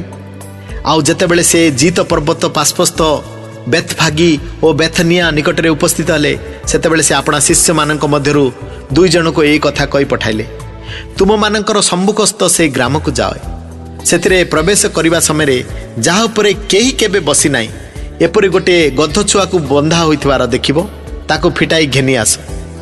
आउ जेबे जे केही तुम मानको काई कि फिटाउच बोली पचारे तेबे एपरि कहबो कारण एठारे प्रभुंकर प्रयोजन अछि। सेतिरे प्रेरित लोक माने प्रस्थान करी सेमानकु जेपरि कहिथिले सेही परि देखिले। पुणी से माने गध छुआ को फिटाउतवा समय ताहार अधिकारी माने सेमानकु पचारिले काहे कि गध छुआ फिटाओ अछ से माने कहले कारण याठारे प्रभुंकर प्रयोजन अछि। पुणी से माने ताहांकु जीशुंक निकटକୁ आनी ताहा उपरे आपणा आपणा लुगा पकाई जीशुंकु बसाइले। आउ से यात्रा करथुवा समय लोके पथरे आपणा आपणा लुगा बिछाई देबाकु लागिले। पुणी से जेतेबेले जीत पर्वत गणानी स्थान पर निकटवर्ती हेले सेतेबेले समुदाय शिष्य दल देखिथिबा समस्त शक्तिर कार्य निमंते आनंदरे उच्च स्वर करी ईश्वरंकर प्रशंसा करू कहले प्रभुंक नाम रे जो राजा आसुअछंती से धन्य स्वर्ग रे शांति और ऊर्ध्व लोकरे महिमा। सेतिरे लोक समूह मध्यरु केतेक फारुसी ताहांकु कहले हे गुरु आपणकर शिष्य मानकु धमक दियंतु। से उत्तर देले मु तुम मानकु कहूछि एमाने तुनी होई रहिले पत्थर गुड़ाक पाटी करिवे। लूक 19 पर्व 41 पद ठारू 44 पद पर्यंत जेरुसलाम निमंते जीशुंकर विलाप। आ जेतेबेले से निकटकू आसिले सेतेबेले नगर को देखी ता निमंते रोदन करी कहले तू जदि आज शांतिर विषय गुड़िक जानी थांतु मात्र एबे से गुड़िक तो दृष्टि गुप्त होई रही अछि जेणु तो उपरे कृपा दृष्टिर समय तू न जानिबा हेतु जो समय तो शत्रु माने तोर चारिआडे बंध बांधी तते घेरी जाई अवरोध करी पुणी तते ओ तो मध्यरे थिबा तो संतान मानकु भूमिसात करिवे आ तो मध्यरे गोटे पत्थर को अन्य गोटे पत्थर उपरे रहिबाकु देबे नै एपरि समय तो उपरे आसीबो। लूक 19 पर्व 45 पद ठारू 48 पद पर्यंत जीशुंक मंदिर परिष्कार आ से मंदिर रे प्रवेश करी विक्रय करथुवा लोक मानकु एहा कहि बाहर करबाकू लागिले। लेखा अछि आम्बर गृह प्रार्थना गृह हेबो किंतु तुमे माने ताकू दुष्य मानकर गृहर करियछ। आ से प्रतिदिन मंदिर रे शिक्षा देउथले मात्र प्रधान याजक और शास्त्री माने लोक मानकर नेता मानक सहित तांकू विनाश करबाकू चेष्टा करथले किंतु लोक समस्ते एकाग्र चित्तरे तांकर शिक्षा शुणुथिबारु से माने कोन करिवे बोली स्थिर करि पारु नथिले। लूक 20 पर्व 1 पद ठारू 8 पद पर्यंत जीशुंक अधिकार को आह्वान। एथि उत्तर से दिने जेतेबेले मंदिर रे लोक मानकु शिक्षा दउथले ओ सुसमाचार प्रचार करुथले सेतेबेले प्रधान याजक और शास्त्री माने प्राचीन वर्ग सहित आसी तांको कहले तुमे केउ अधिकार रे समस्त करूअछ अबा जे तुमको ये अधिकार देला से किए आम मानकु कुओ। किंतु से मानकु उत्तर देले मु मध्य तुम मानकु गोटे कथा पचारिबी मते कुह जहनकर बाप्तिस्म स्वर्गरु ना ईश्वर मनुष्यंकर मानक ठारू हैला। जहनकर बाप्तिस्म स्वर्गरु ना मनुष्य ठारू हैला। सेतिरे से माने परस्पर तर्क वितर्क करी कहले जदि स्वर्गरु बोली कहबू ताले से कहबे तुमे माने काईकि ताको विश्वास कल नाही किंतु जदि मनुष्य ठारू बोली कहबू तेबे लोक समस्ते आम मानकु पत्थर फोपाड़ी मारी पकाइबे कारण जहन जे जने भाववादी यह से मानकर दृढ़ विश्वास एणु ता केउ ठारू हैला यह जानती नाही बोली से माने उत्तर देले। जीसु से मानकु कहले तेबे मु केउ अधिकार रे ये समस्त कहू अछि ता मु मध्य तुम मानकु कहिबी नाही। लूक 20 पर्व 9 पद ठारू 18 पद पर्यंत द्राक्षा क्षेत्र रे दुष्ट भाग चाषींकर दुष्टांत। एथि उतारे से लोक मानकु ए दुष्टांत कहबाकू लागिले जड़े व्यक्ति गोटे द्राक्षा क्षेत्र करी ता कृषक मानकु भागरे देई बहु काल निमंते विदेश को गमन करथिले। आ कृषक माने जेपरी तांकु द्राक्षा क्षेत्र फलरू भाग दियंती एथि निमंते से जन दास को उपयुक्त समय सेठाकू सेमानक निकट को पठाइले किंतु से कृषक माने ताकू प्रहार करी शून्य हस्तरे फेराई देले। से आसी आउ जने दास को पठाइले से माने तांकू मध्य प्रहार और अपमान करी शून्य हस्तरे फेराई देले। पर से तृतीय जन को मध्य पठाइले किंतु से माने ताकू सुधा क्षत विक्षत करी बाहरे फोपाड़ी देले। सेथिरे द्राक्षा क्षेत्र कर्ता कहले मु कौन करिवि मोर प्रिय पुत्र को पठाइबी के जानी से माने ताकू मान्य करिवे। मात्र कृषक माने ताकू देखि परस्पर तर्क वितर्क करी कहबाकू लागिले ए तो उत्तराधिकारी याकू बद्ध करिबा जेपरी अधिकार आम मानकर हेबो। आउ से माने तांकू द्राक्षा क्षेत्र बाहर पकाई बद्ध कले अतएव द्राक्षा क्षेत्र कर्ता से मानक प्रति कौन करिवे से आसी ए कृषक मानकू विनाश करिवे और अन्य मानकू द्राक्षा क्षेत्र देबे। यह शुणी से माने कहले ता न हेउ किंतु से मानकू एक दृष्टि चाहि कहले तेबे एही जो वाक्य लिखित अछि तार भाव कौन। गृह निर्माणकारी माने जो पस्तर को आग्रह कले ताहा कोणर प्रधान पस्तर हैला। जे कई से पस्तर उपरे पड़िबो से खंड विखंड हबो पुणी से पस्तर जहाँ उपरे पड़िबो ताहाको ताहा चूर्ण विचूर्ण करिबो। लूक 20 पर्व 19 पद ठारू 26 पद कर देवा प्रसंग। एथिरे शास्त्री और प्रधान याजक माने से दंडरे तांकु धरिबाकू चेष्टा कले किंतु से माने लोक समूह को भय करुथले कारण से दुष्टांत से मानकु लक्ष्य करी कहिथिले बोली से माने बुझिले। सेथिरे से माने तांकु कर्तृपक्षक हस्तरे और शासनकर्तांकर क्षमताधीन रे समर्पण करबा निमंते सुजोग खोजी ताहांको कथार छिद्र धरिबा उद्देश्य रे कपट भावरे आपणा आपणा को धार्मिक बोली देखाउथबारु चोर मानक पठाइले। सेमाने तांको पचारले, हे गुरु आमे माने जानू आपण यथार्थ रूपे कथा कहती और शिक्षा दियंती, पुणी काहारी मुखापेखा करती ना, मात्र सत्य रूपे ईश्वर मार्ग शिक्षा दियंती। काईसर को कर देवा आम मानकर विधि संगत कि ना, किंतु से मानकर द्रुतता बुझी से कहले, मते गोटे अधूली देखाओ, से कहार मूर्ति और नाम अच्छी, से कहले काईसरंकर। से कहले तेबे काईसरंकर जहा ता काईसर को दियो, पुणी ईश्वरंकर जहा ता ईश्वर को दियो। एथिरे से माने लोक मानक साक्षात रे तांकर कथार छिद्र धरी पारले नहीं, आउ से माने तांक उत्तर रे चमकृत होई नीरव रहिले। लूक 20 पर्व 27 पद ठारू 40 पद पर्यंत साधुकी प्रश्नोत्तर थानार प्रश्न, साधुकी पुनरुत्थानर प्रश्न। एथि उतारे पुनरुत्थान नास्ति करुवा केतक साधुकी ताहांक निकट को आसी पचारे, हे गुरु मूसा आम मान निमंते लिखि अछंती जे जदि कौनसी लोकर भाई भाज्या थाउ थाउ निसंतान होई मरे, ताहले तार भाई तार भाज्या को ग्रहण करी अपना भाई निमंते वंश उत्पन्न करिवो। अच्छा 7 भाई थिले, प्रथमटी गोटे स्त्री की विवाह कला ओ निसंतान होई मला, पर द्वितीयटी और तृतीयटी ताहाको ग्रहण कले, से प्रकार 7 जन निसंतान होई मले, शेषरे स्त्रीटी मध्य मला। तेबे पुनरुत्थान रे सेमानक मध्यरु से कहार स्त्री हबो? 7 जनकर तो ताहाको विवाह करथिले।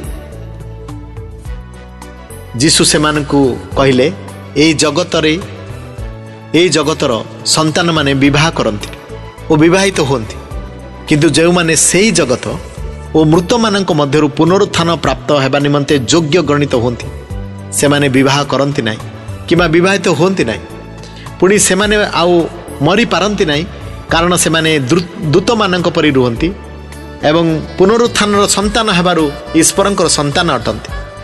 मात्र मृत माने जे उत्थित होंती, यह मूसा मध्य बुदार वृत्तांतरे प्रभु को अब्राहमकर ईश्वर, इसाकर ईश्वर, जाकोबर ईश्वर बोली कही सूचना देई अछंती।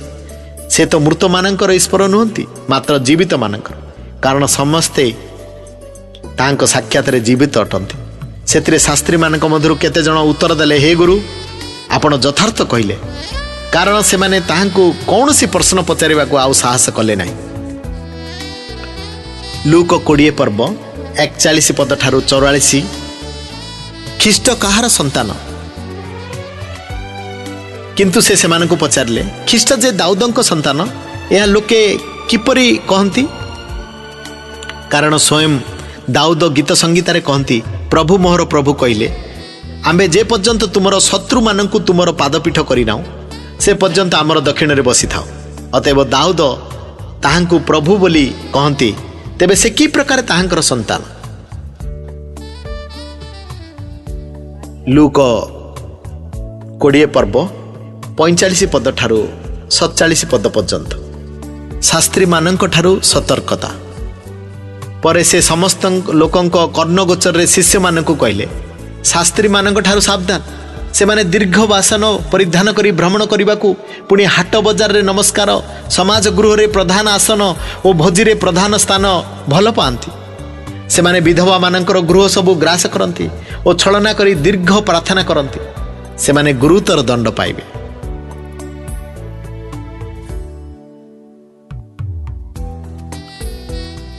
लूक 21 पर्व 1 पद ठारू 4 पद पर्यंत विधवार दान। ए उतारे से दृष्टिपात करी धनी लोक मानकु भंडार रे आपणा आपणा दान पकाउथवार देखिले। आउ से जने दरिद्र विधवा को देखी सेतिरे 2 क्षुद्र मुद्रा पकाउथवा देखी कहले, मु तुम मानकु सत्य कहूछि, एही दरिद्र विधवा समस्तंक ठारू अधिक पकाई अछि, कारण एमाने समस्ते भंडार रे आपणा आपणा अतिरिक्त धनरु किछि किछि पाइल पकाइले, किंतु ए आपणार अनाटन अवस्था रे निज प्राण बंचाइबा निमंते यार जहा किछि थिला सेही सबु पकाइला। लूक 21 पर्व 5 और 6 ମନ୍ଦିର ଧ୍ୱଂସ ବିଷୟରେ ସୂଚନା। ଆଉ କେହି ମନ୍ଦିରଟି ସୁନ୍ଦର ସୁନ୍ଦର ପସ୍ତର ଓ ଦାନ ପଦାର୍ଥ ସମୂହରେ ସୁଶୋଭିତ ହୋଇଅଛି ବୋଲି କହିବାରୁ ସେ କହିଲେ, ତୁମେମାନେ ଏ ଯାହା ସବୁ ଦେଖୁଅଛ, ସମୟ ଆସିବ ଯେତେବେଳେ ଏକ ପସ୍ତର ଅନ୍ୟ ପସ୍ତର ଉପରେ ରହିବ ନାହିଁ, ସମସ୍ତ ହିଁ ଭୂମିସାତ ହେବ। ଲୁକ 21 ପର୍ବ 7 ପଦ ଠାରୁ 19 ପଦ ପର୍ଯ୍ୟନ୍ତ ଯୁଗ ଶେଷର ଲକ୍ଷଣ। ସେଥିରେ ସେମାନେ ତାହାଙ୍କୁ ପଚାରିଲେ, ହେ ଗୁରୁ, ତେବେ ଏସବୁ କେବେ ଘଟିବ? ପୁଣି ଯେଉଁ ସମୟରେ ଏସବୁ ଘଟଣା ସନ୍ନିକଟ ହେବ, ସେ ସମୟର ଲକ୍ଷଣ କ'ଣ? ସେଥିରେ ସେ କହିଲେ, ସାବଧାନ, ତୁମେମାନେ ଯେପରି ଭ୍ରାନ୍ତ ନୁହଁ, କାରଣ ଅନେକ ମୋ ନାମରେ ଆସି ମୁଁ ସେ ଓ ସମୟ ସନ୍ନିକଟ ବୋଲି କହିବେ, ସେମାନଙ୍କ ପଛରେ ଯାଉ ନାହିଁ। ମାତ୍ର ତୁମେମାନେ ଯେତେବେଳେ ଯୁଦ୍ଧ ଓ ବିପ୍ଳବ ବିଷୟ ଶୁଣିବ, ସେତେବେଳେ ତ୍ରାସଯୁକ୍ତ ହୁଅ ନାହିଁ, କାରଣ ଏହି ସମସ୍ତ ଆବଶ୍ୟ ପ୍ରଥମରେ ଘଟିବ, କିନ୍ତୁ ତତ୍କ୍ଷଣାତ ଯୁଗାନ୍ତ ହେବ ନାହିଁ। ତପ୍ତରେ ସେ ସେମାନଙ୍କୁ କହିଲେ, ଜାତି ବିରୁଦ୍ଧରେ ଜାତି ଓ ରାଜ୍ୟ ବିପକ୍ଷରେ ରାଜ୍ୟ ଉଠିବ, ଆଉ ମହାଭୂମିକମ୍ପ ଓ ସ୍ଥାନେ ସ୍ଥାନେ ମହାମାରୀ ଓ ଦୁର୍ଭିକ୍ଷ ହେବ। ପୁଣି ଆକାଶ ମଣ୍ଡଳରେ ଭୟଙ୍କର ଦୃଶ୍ୟ ଓ ମହା ଲକ୍ଷଣ ଦେଖାଯିବ। କିନ୍ତୁ ଏ ସମସ୍ତ ଘଟଣା ପୂର୍ବେ ଲୋକେ ତୁମମାନଙ୍କୁ ଧରିବେ ଏବଂ ସମାଜ ଗୃହ ଓ କାରାଗାରରେ ତୁମମାନଙ୍କୁ ସମର୍ପଣ କରି ତାଡ଼ନା କରିବେ। ଆଉ ମୋ ନାମ ସକାଶେ ତୁମେମାନେ ରାଜା ଓ ଶାସନକର୍ତ୍ତାମାନଙ୍କ ଛାମୁକୁ ନିଆଯିବ, ଏହା ତୁମମାନଙ୍କ ସପକ୍ଷରେ ସାକ୍ଷ୍ୟ ହେବ। ଅତଏବ କ'ଣ ଉତ୍ତର ଦେବ, ସେ ବିଷୟରେ ପୂର୍ବରୁ ଚିନ୍ତା ନ କରିବାକୁ ଆପଣା ମନରେ ସ୍ଥିର କର, କାରଣ ମୁଁ ତୁମମାନଙ୍କୁ ଏପରି ମୁଖ ଓ ଜ୍ଞାନ ଦେବି ଯେ ତୁମମାନଙ୍କର ସମସ୍ତ ବିପକ୍ଷ ଲୋକ ସେଥିର ପ୍ରତିରୋଧ ବା ପ୍ରତିବାଦ କରିପାରିବେ ନାହିଁ। କିନ୍ତୁ ତୁମେମାନେ ପିତାମାତା, ଭ୍ରାତା, ଆତ୍ମୀୟ ଓ ବନ୍ଧୁବାନ୍ଧବମାନଙ୍କ ଦ୍ୱାରା ସୁଦ୍ଧା ସମର୍ପିତ ହେବ। ଆଉ ତୁମମାନଙ୍କ ମଧ୍ୟରୁ ଲୋକେ କାହାରିକୁ ବଦ୍ଧ କରିବେ। ପୁଣି ମୋହର ନାମ ସକାଶେ ତୁମେମାନେ ସମସ୍ତ ଦ୍ୱାରା ଘୃଣିତ ହେବ, କିନ୍ତୁ ତୁମମାନଙ୍କର ମସ୍ତକର କେଶ ହିଁ ନଷ୍ଟ ହେବ ନାହିଁ। ଧୈର୍ଯ୍ୟ ଦ୍ୱାରା ତୁମେମାନେ ଆପଣା ଜୀବନ ଲାଭ କରିବ। ଲୁକ 21 ପର୍ବ 20 ପଦ ଠାରୁ 24 ପଦ ପର୍ଯ୍ୟନ୍ତ ଜେରୁସାଲାମ ଧ୍ୱଂସ ହେବାର ସୂଚନା। କିନ୍ତୁ ତୁମେମାନେ ଯେତେବେଳେ ଜେରୁସାଲାମକୁ ସୈନ୍ୟ ସମାନ୍ତ ଦ୍ୱାରା ପରିବେଷ୍ଟିତ ଦେଖିବ, ସେତେବେଳେ ତାହା ଉଚ୍ଛନ୍ନ ହେବା ଯେ ସନ୍ନିକଟ ଏହା ଜାଣ। ସେତେବେଳେ ଯେଉଁମାନେ ଜିହୁଦା ପ୍ରଦେଶରେ ଥାନ୍ତି, ସେମାନେ ପର୍ବତମାଳାକୁ ପଳାଇ ଯାଆନ୍ତୁ। ପୁଣି ଯେଉଁମାନେ ନଗର ମଧ୍ୟରେ ଥାନ୍ତି, ସେମାନେ ପ୍ରସ୍ଥାନ କରନ୍ତୁ। ଆଉ ଯେଉଁମାନେ ପଲ୍ଲୀ ଗ୍ରାମ ଗୁଡ଼ିକରେ ଥାନ୍ତି, ସେମାନେ ନଗରରେ ପ୍ରବେଶ ନ କରୁ, କାରଣ ଲିଖିତ ବିଷୟ ସବୁ ସଫଳ ହେବା ନିମନ୍ତେ ତାହା ସମୁଚିତ ଦଣ୍ଡର ସମୟ ଅଟେ। ସେହି ସମୟରେ ଯେଉଁମାନେ ଗର୍ଭବତୀ ଓ ସ୍ତନ୍ୟ ଦାତ୍ରୀ, ହାୟ ସେମାନେ କ୍ଲେଶର ପାତ୍ର, କାରଣ ଦେଶରେ ମହାବିପଦ ଓ ଏହି ଜାତି ପ୍ରତି କ୍ରୋଧ ଘଟିବ। ଆଉ ସେମାନେ ଖଡ଼ଗ ଧାରାରେ ହତ ହେବେ ଓ ବନ୍ଦୀ ହୋଇ ସମସ୍ତ ବେଜାତି ମଧ୍ୟକୁ ନୀତ ହେବେ। ପୁଣି ବେଜାତିମାନଙ୍କ କାଳ ସମ୍ପୂର୍ଣ୍ଣ ନ ହେବା ପର୍ଯ୍ୟନ୍ତ ଜେରୁସାଲାମ ସେମାନଙ୍କର ପାଦ ଦଳିତ ହୋଇ ରହିବ। ଲୁକ 21 ପର୍ବ 25 ପଦ ଠାରୁ 28 ପଦ ପର୍ଯ୍ୟନ୍ତ ମନୁଷ୍ୟ ପୁତ୍ରଙ୍କର ପୁନରାଗମନ। ପୁଣି ସୂର୍ଯ୍ୟ ଓ ଚନ୍ଦ୍ର ଓ ନକ୍ଷତ୍ରମାଳାରେ ଲକ୍ଷଣ ଦେଖାଯିବ। ଆଉ ପୃଥିବୀରେ ଜାତିମାନଙ୍କ ମଧ୍ୟରେ କ୍ଲେଶ ଘଟିବ। ସମୁଦ୍ର ଓ ତରଙ୍ଗର ତର୍ଜନ ଗର୍ଜନ ହେତୁ ସେମାନେ ହତବୁଦ୍ଧି ହେବେ। ପୁଣି ଜଗତ ଉପରେ ଆସୁଥିବା ଘଟଣା ସବୁକୁ ଅପେକ୍ଷା କରି ଲୋକେ ମୂର୍ଚ୍ଛିତ ହେବେ, କାରଣ ଆକାଶ ମଣ୍ଡଳ ଶକ୍ତି ସମୂହ ବିଚଳିତ ହେବ। ସେତେବେଳେ ଲୋକେ ମନୁଷ୍ୟ ପୁତ୍ରକୁ ମହାପରାକ୍ରମ ଓ ମହାମହିମା ସହ ମେଘମାଳରେ ଆଗମନ କରିବା ଦେଖିବେ। କିନ୍ତୁ ଏ ସମସ୍ତ ଘଟଣା ଆରମ୍ଭ ହେଲେ ତୁମେମାନେ ଊର୍ଦ୍ଧ୍ୱ ଦୃଷ୍ଟି କର ଓ ମସ୍ତକ ଉତ୍ତୋଳନ କର, ଯେଣୁ ତୁମମାନଙ୍କର ମୁକ୍ତି ସନ୍ନିକଟ। ଲୁକ 21 ପର୍ବ 29 ପଦ ଠାରୁ 33 ପଦ ଡିମ୍ବିରି ବୃକ୍ଷରୁ ଶିକ୍ଷା। ଆଉ ସେ ଗୋଟିଏ ଦୃଷ୍ଟାନ୍ତ କହିଲେ, ଡିମ୍ବିରି ପୁଣି ସମସ୍ତ ବୃକ୍ଷ ପ୍ରତି ଦୃଷ୍ଟିପାତ କର। ଯେତେବେଳେ ସେଗୁଡ଼ିକ ପଲ୍ଲବିତ ହୁଏ, ସେତେବେଳେ ତୁମେମାନେ ତାହା ଦେଖି ଗ୍ରୀଷ୍ମକାଳ ସନ୍ନିକଟ ହେଲାଣି ବୋଲି ନିଜେ ନିଜେ ଜାଣିଥାଅ। ସେହିପରି ତୁମେମାନେ ମଧ୍ୟ ଏ ସମସ୍ତ ଘଟଣା ଦେଖିଲେ ଈଶ୍ୱରଙ୍କ ରାଜ୍ୟ ଯେ ସନ୍ନିକଟ ଏହା ଜାଣିବ। ମୁଁ ତୁମମାନଙ୍କୁ ସତ୍ୟ କହୁଅଛି, ସମସ୍ତ ନ ଘଟିବା ପର୍ଯ୍ୟନ୍ତ ए वर्तमान पुरुष कौन से प्रकार लोप पाइब नहीं। आकाश और पृथ्वी लोप पाइब, मात्र मोहर वाक्य समूह कदापि लोप पाइब नहीं। लूक 21 पर्व 34 पद ठारू 38 पद पर्यंत सतर्क रहिबा आवश्यक। किंतु तुमे माने आपण आपण विषय सावधान होइथाओ, काले तुम मानकर हृदय मर्तता और मद्यपान रे पुणी जीविका संबंधी चिंतार भारग्रस्त हुए। आ से दिन हठात तुम मानक उपरे पड़े, कारण ता फांद स्वरूप समग्र पृथ्वी निवासी समस्तंक उपरे आसीबो।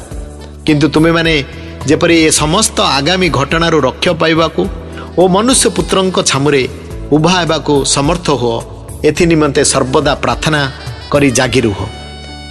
से प्रतिदिन मंदिर रे शिक्षा देउथले, पुणी प्रति रात्र बाहरी जाई जीत पर्वत रे रहउथले। आउ समस्त लोक मंदिर रे तांकर शिक्षा सुनिबा निमंते प्रभात रे तांक निकट को आसुथिले।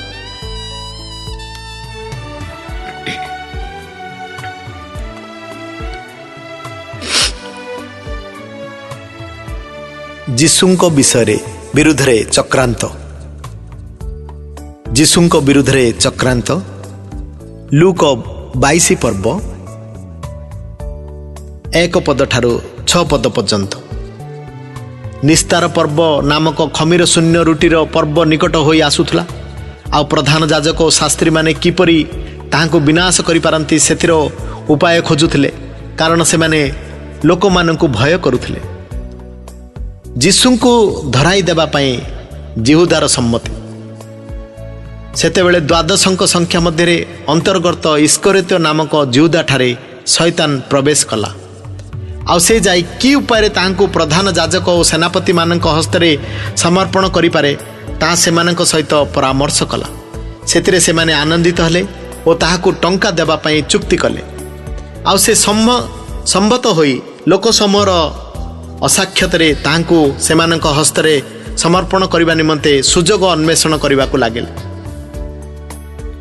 लूक 22 पर्व 7 पर्व ठारू 13 पर्यंत शिष्यंक सह भोजन पालन पर जो दिन निस्तार पर्वर मेष शावक बलिदान करने हुए, खमीर शून्य रुटी पर्वर से ही दिन उपस्थित है। आ से पितर और जहन को यह कही पठाइले, आमे माने जेपरी भोजन करिपारिबु, एथिपाई तुमे माने मध्य जाई आम मानक निमंते निस्तार पर्वर भोज प्रस्तुत कर। सेतिरे से माने ताहांकु पचारले, आमे माने केउ स्थान प्रस्तुत करिबु बोली आपण इच्छा करंती। से माने को कहले, देख तुमे माने नगर रे प्रवेश करंते जल कुंभ घेनी जाउथवा जने लोक तुमको भेटिबो। से जेउ गृह रे प्रवेश करिवो ता पछे पछे से गृह को जाई गृहर कर्ता को कहबो, गुरु आपण को पचारू अछंती, मु मोहर शिष्य मानक सहित जोठारे निस्तार पर्वर भोजन पालन करिवि सेही अतिथिशाला काई। सेतिरे से तुम मानक सुसज्जित गोटे उपरिस्थ बृहत कोठरी देखाई देबे, से स्थान रे प्रस्तुत कर। आउ से माने जाई से मानक जेपरी कहले सेपरी देखि निस्तार पर्वर भोज प्रस्तुत कले। लूक 22 पर्व 14 पद ठारू 23 पर्यंत प्रभु भोज विधि स्थापन। पुणी समय उपस्थित हुंते से ओ ताहांकर संगे प्रेरित माने भोजन करने को बसिले। आउ से मानक कहले, मोर दुख भोग पूर्वे मु तुम मानक सहित ई निस्तार भोज पालन करने को एकांत बांछा कले, कारण मु तुम मानक कहूँगी ईश्वरंक राज्य रे या संपूर्ण न हवा पर्यंत मु आउ केबे हें ताहा पालन करिबि नाही। पुणी से पानपात्र ग्रहण करी धन्यवाद दे कहले, एहा नहीं आपना आपना मध्य रे भाग कर, कारण मु तुम मानक कहूँगी ईश्वरंक राज्य न आसीबा पर्यंत मु आजि ठारू द्राक्षा फलर रस आउ पान करिबि नाही। पुणी से रोटी घेनी धन्यवाद दे ओ ता भांगी सेमानंकु देई कहले, तुम मानक निमंते दत्त हेउथिबा मोहर शरीर एही, मते स्मरण करिबा निमंते एहा कर। भोजन उतार सेहीपरि से पानपत्र घेनी कहले, एही पानपत्र तुम मानक निमंते पतित हेउथिबा मोहर रक्त रे स्थापित नूतन नियम। किंतु देख जे मते शत्रु हस्तरे समर्पण करूअछि ताहार हस्त मो सहित मेज उपर अछि, कारण जेपरि निरूपित होई अछि मनुष्य पुत्र सेहीपरि प्रयाण करूअछंती सत्य, तथापि जो लोक द्वारा से शत्रु हस्ते समर्पित हेउअछंती हाय से दंडर पात्र। तेणु सेमानंक मध्यरु किए यह करने को जाऊँगी से विषय से माने परस्पर वादन करने को लगिले। लूक 22 पर्व 24 पद ठारू 30 पद पर्यंत सबुठारु श्रेष्ठ समस्तंकर सेवक। पुणी सेमानक मध्यरे किए श्रेष्ठ बोली गणित से विषय सेमानक मध्यरे विवाद घटिला। सेतिरे से सेमानकु कहले बेजाति मानक राजा माने सेमानक उपरे प्रभुत्व करती आउ जो माने सेमानक उपरे कर्तृत्व करती से माने देशबंधु बोली ख्यात होती। किंतु तुम्हें माने से प्रकार हो नहीं, मात्र तुम मानक मध्यरे जे ज्येष्ठ से कनिष्ठ परि हो, पुणी जे नेता से सेवक परि हो। कारण किए श्रेष्ठ जे भोजना पविष्ट ना जे सेवक। जे भोजना पविष्ट से कि श्रेष्ठ नुहंती, किंतु मु तुम मानक मध्यरे जने सेवक परि अछि। मात्र तुम्हें माने मोहर समस्त परीक्षा रे मो सहित रही आसीअछ। एणु मोहर पिता जेपरि मो निमंते राज्य निरूपण कले मु मध्य सेपरि तुम मानक निमंते निरूपण करुअछि। जेपरि तुम माने मोर वाक्य रे मो मेजरे भोजन पान करिवो, पुणी सिंहासन रे उपवेशन करी दाक्षा इस्राएल रो 12 गोष्ठी की शासन करिवो। लूक 22 पर्व 31 पद ठारू 34 पद पर्यंत पितरंकर अस्वीकार पूर्व सूचना।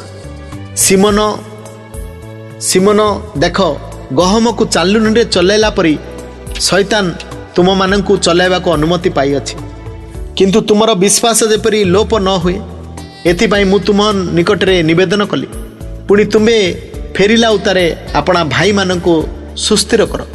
मात्र से तांको कहले हे प्रभु मु आपणक सहित कारागार को जीवाकू और मृत्युभोग करने को प्रस्तुत अच्छी। किंतु से कहले हे पितर मु तुमको कहूँगी आज कुकुड़ा न डाकुणु तुमे जे मते जान यह 3 थर अस्वीकार करिवो। लूक 22 पर्व 35 पद ठारू 38 पद जीशुंक ठारे वाक्यर सफलता। आउ से सेमानकु कहले जेतेबेले मु तुम मानकु गांजिया झोली जोता बिना पठाई थिली सेतेबेले तुम मानकर कि किछि अभाव होइतिला? से माने कहले किछि नाही।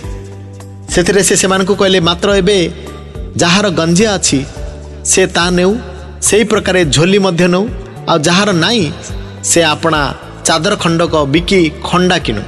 कारण मु तुम मानकु कहूछि से अधार्मिक मानक सहित गणित हेले यही जो वाक्य लेखा अछि ता मो ठारे सिद्ध हेबा आवश्यक, जेणु मो संबंधी कथा सिद्ध होई अछि।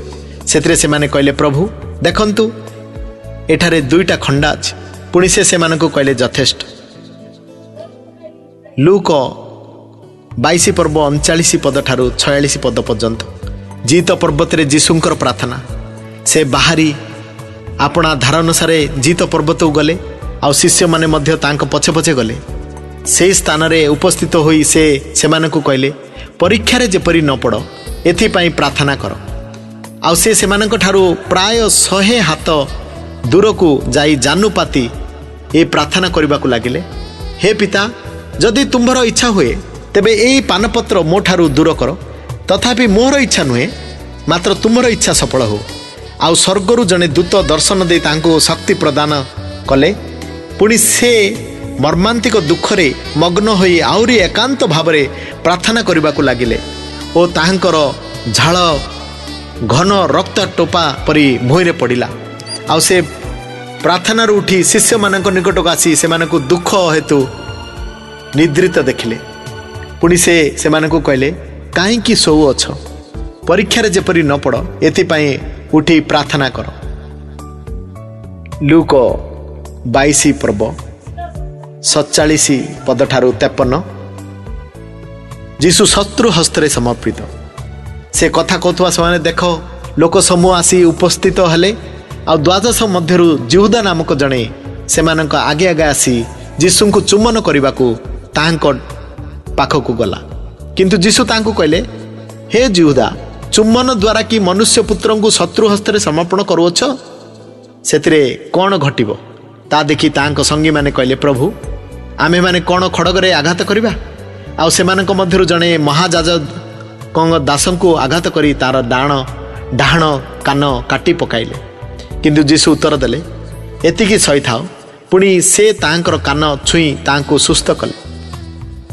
ଆଉ ଯୀଶୁ ତାଙ୍କ ବିରୁଦ୍ଧରେ ଆସିଥିବା ପ୍ରଧାନ ଯାଜକ, ମନ୍ଦିରର ସେନାପତି ଓ ପ୍ରାଚୀନମାନଙ୍କୁ କହିଲେ, ଡକାୟତ ବିରୁଦ୍ଧରେ ବାହାରିବା ପରି ଖଣ୍ଡା ଓ ଠେଙ୍ଗା ଘେନି ତୁମେମାନେ କ'ଣ ବାହାରି ଆସିଲ? ମୁଁ ପ୍ରତିଦିନ ତୁମମାନଙ୍କ ସାଙ୍ଗରେ ମନ୍ଦିରରେ ଥିବା ସମୟରେ ତୁମେମାନେ ମୋ ବିରୁଦ୍ଧରେ ହାତ ବଢ଼ାଇଲା ନାହିଁ, କିନ୍ତୁ ତାହା ତୁମମାନଙ୍କର ସମୟ ଓ ଅନ୍ଧକାରର କର୍ତ୍ତାପଣ। ଲୁକ 22 ପର୍ବ 54 ପଦ ଠାରୁ 62 ପଦ ପର୍ଯ୍ୟନ୍ତ। ପିତରଙ୍କ ଯୀଶୁଙ୍କୁ ଅସ୍ୱୀକାର। ପରେ ସେମାନେ ତାଙ୍କୁ ଧରି ଘେନିଯାଇ ମହାଯାଜକଙ୍କ ଗୃହକୁ ଆଣିଲେ, କିନ୍ତୁ ପିତର ଦୂରରେ ରହି ପଛେ ପଛେ ଗଲେ। ଆଉ ସେମାନେ ପ୍ରାଙ୍ଗଣର ମଧ୍ୟସ୍ଥଳରେ ନିଆଁ ଜାଳି ଏକାଠି ବସନ୍ତେ ପିତର ସେମାନଙ୍କ ମଧ୍ୟରେ ବସି ରହିଲେ। ଜଣେ ଦାସୀ ତାଙ୍କୁ ନିଆଁ ପାଖରେ ବସିଥିବା ଦେଖି ତାଙ୍କୁ ଏକ ଦୃଷ୍ଟିରେ ଚାହିଁ କହିଲା, ଏ ଲୋକଟା ମଧ୍ୟ ତ ତା ସାଙ୍ଗରେ ଥିଲା। କିନ୍ତୁ ସେ ଅସ୍ୱୀକାର କରିଗଲେ, ହେ ନାରୀ, ମୁଁ ତାହାଙ୍କୁ ଜାଣେ ନାହିଁ।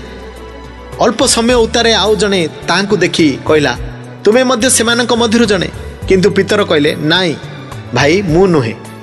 ପ୍ରାୟ ଘଣ୍ଟକ ପରେ ଆଉ ଜଣେ ଦୃଢ଼ ଭାବରେ କହିବାକୁ ଲାଗିଲା, ଏ ଲୋକଟା ମଧ୍ୟ ନିଶ୍ଚୟ ତାହାଙ୍କ ସାଙ୍ଗରେ ଥିଲା।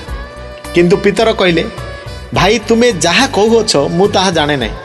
ସେଇ କ୍ଷଣି ସେ କଥା କହୁ କହୁ କୁକୁଡ଼ା ଡାକିଲା। ପୁଣି ପ୍ରଭୁ ବୁଲି ପଡ଼ି ପିତରଙ୍କୁ ଏକ ଦୃଷ୍ଟିରେ ଚାହିଁଲେ, ସେଥିରେ ଆଜି କୁକୁଡ଼ା ଡାକିବା ପୂର୍ବରୁ ତୁମେ ମୋତେ 3 ଥର ଅସ୍ୱୀକାର କରିବ। ଏହି ଯେଉଁ କଥା ପ୍ରଭୁ ପିତରଙ୍କୁ କହିଥିଲେ ତାହା ତାଙ୍କ ମନେ ପଡ଼ିଲା। ଆଉ ସେ ବାହାରକୁ ଯାଇ ଅତ୍ୟନ୍ତ ବ୍ୟାକୁଳ ହୋଇ ରୋଦନ କଲେ। ଲୁକ 22 ପର୍ବ 63 ଠାରୁ 65 ପର୍ଯ୍ୟନ୍ତ। ଯୀଶୁଙ୍କୁ ପରିହାସ ଓ ପ୍ରହାର। ଆଉ ଯେଉଁ ଲୋକମାନେ ଯୀଶୁଙ୍କୁ ଧରି ରଖିଥିଲେ ସେମାନେ ତାଙ୍କୁ ପ୍ରହାର କରୁ କରୁ ପରିହାସ କଲେ। ପୁଣି ତାହାଙ୍କ ମୁଖ ଘୋଡ଼ାଇ ତାଙ୍କୁ ପଚାରିବାକୁ ଲାଗିଲେ, ତୁ ପରା ଭାବବାଦୀ, କ'ଣ ତ କିଏ ତତେ ମାରିଲା? ପୁଣି ସେମାନେ ଆହୁରି ଅନେକ କଥା ତାହାଙ୍କ ବିରୁଦ୍ଧରେ କହି ତାଙ୍କ ନିନ୍ଦା କରିବାକୁ ଲାଗିଲେ। ଲୁକ 22 ପର୍ବ 66 ଠାରୁ 71 ପର୍ଯ୍ୟନ୍ତ। ମହାସଭାରେ ଯୀଶୁଙ୍କର ବିଚାର। ସକାଳ ହେଲା କ୍ଷଣି ଲୋକମାନଙ୍କର ପ୍ରାଚୀନ ବର୍ଗ ପୁଣି ପ୍ରଧାନ ଯାଜକ ଓ ଶାସ୍ତ୍ରୀମାନେ ଏକତ୍ର ହୋଇ ଆପଣମାନଙ୍କ ମହାସଭାକୁ ତାହାଙ୍କୁ ଘେନି ଯାଇ କହିଲେ, ତୁମେ ଯଦି ଖ୍ରୀଷ୍ଟ ତେବେ ଆମମାନଙ୍କୁ କୁହ।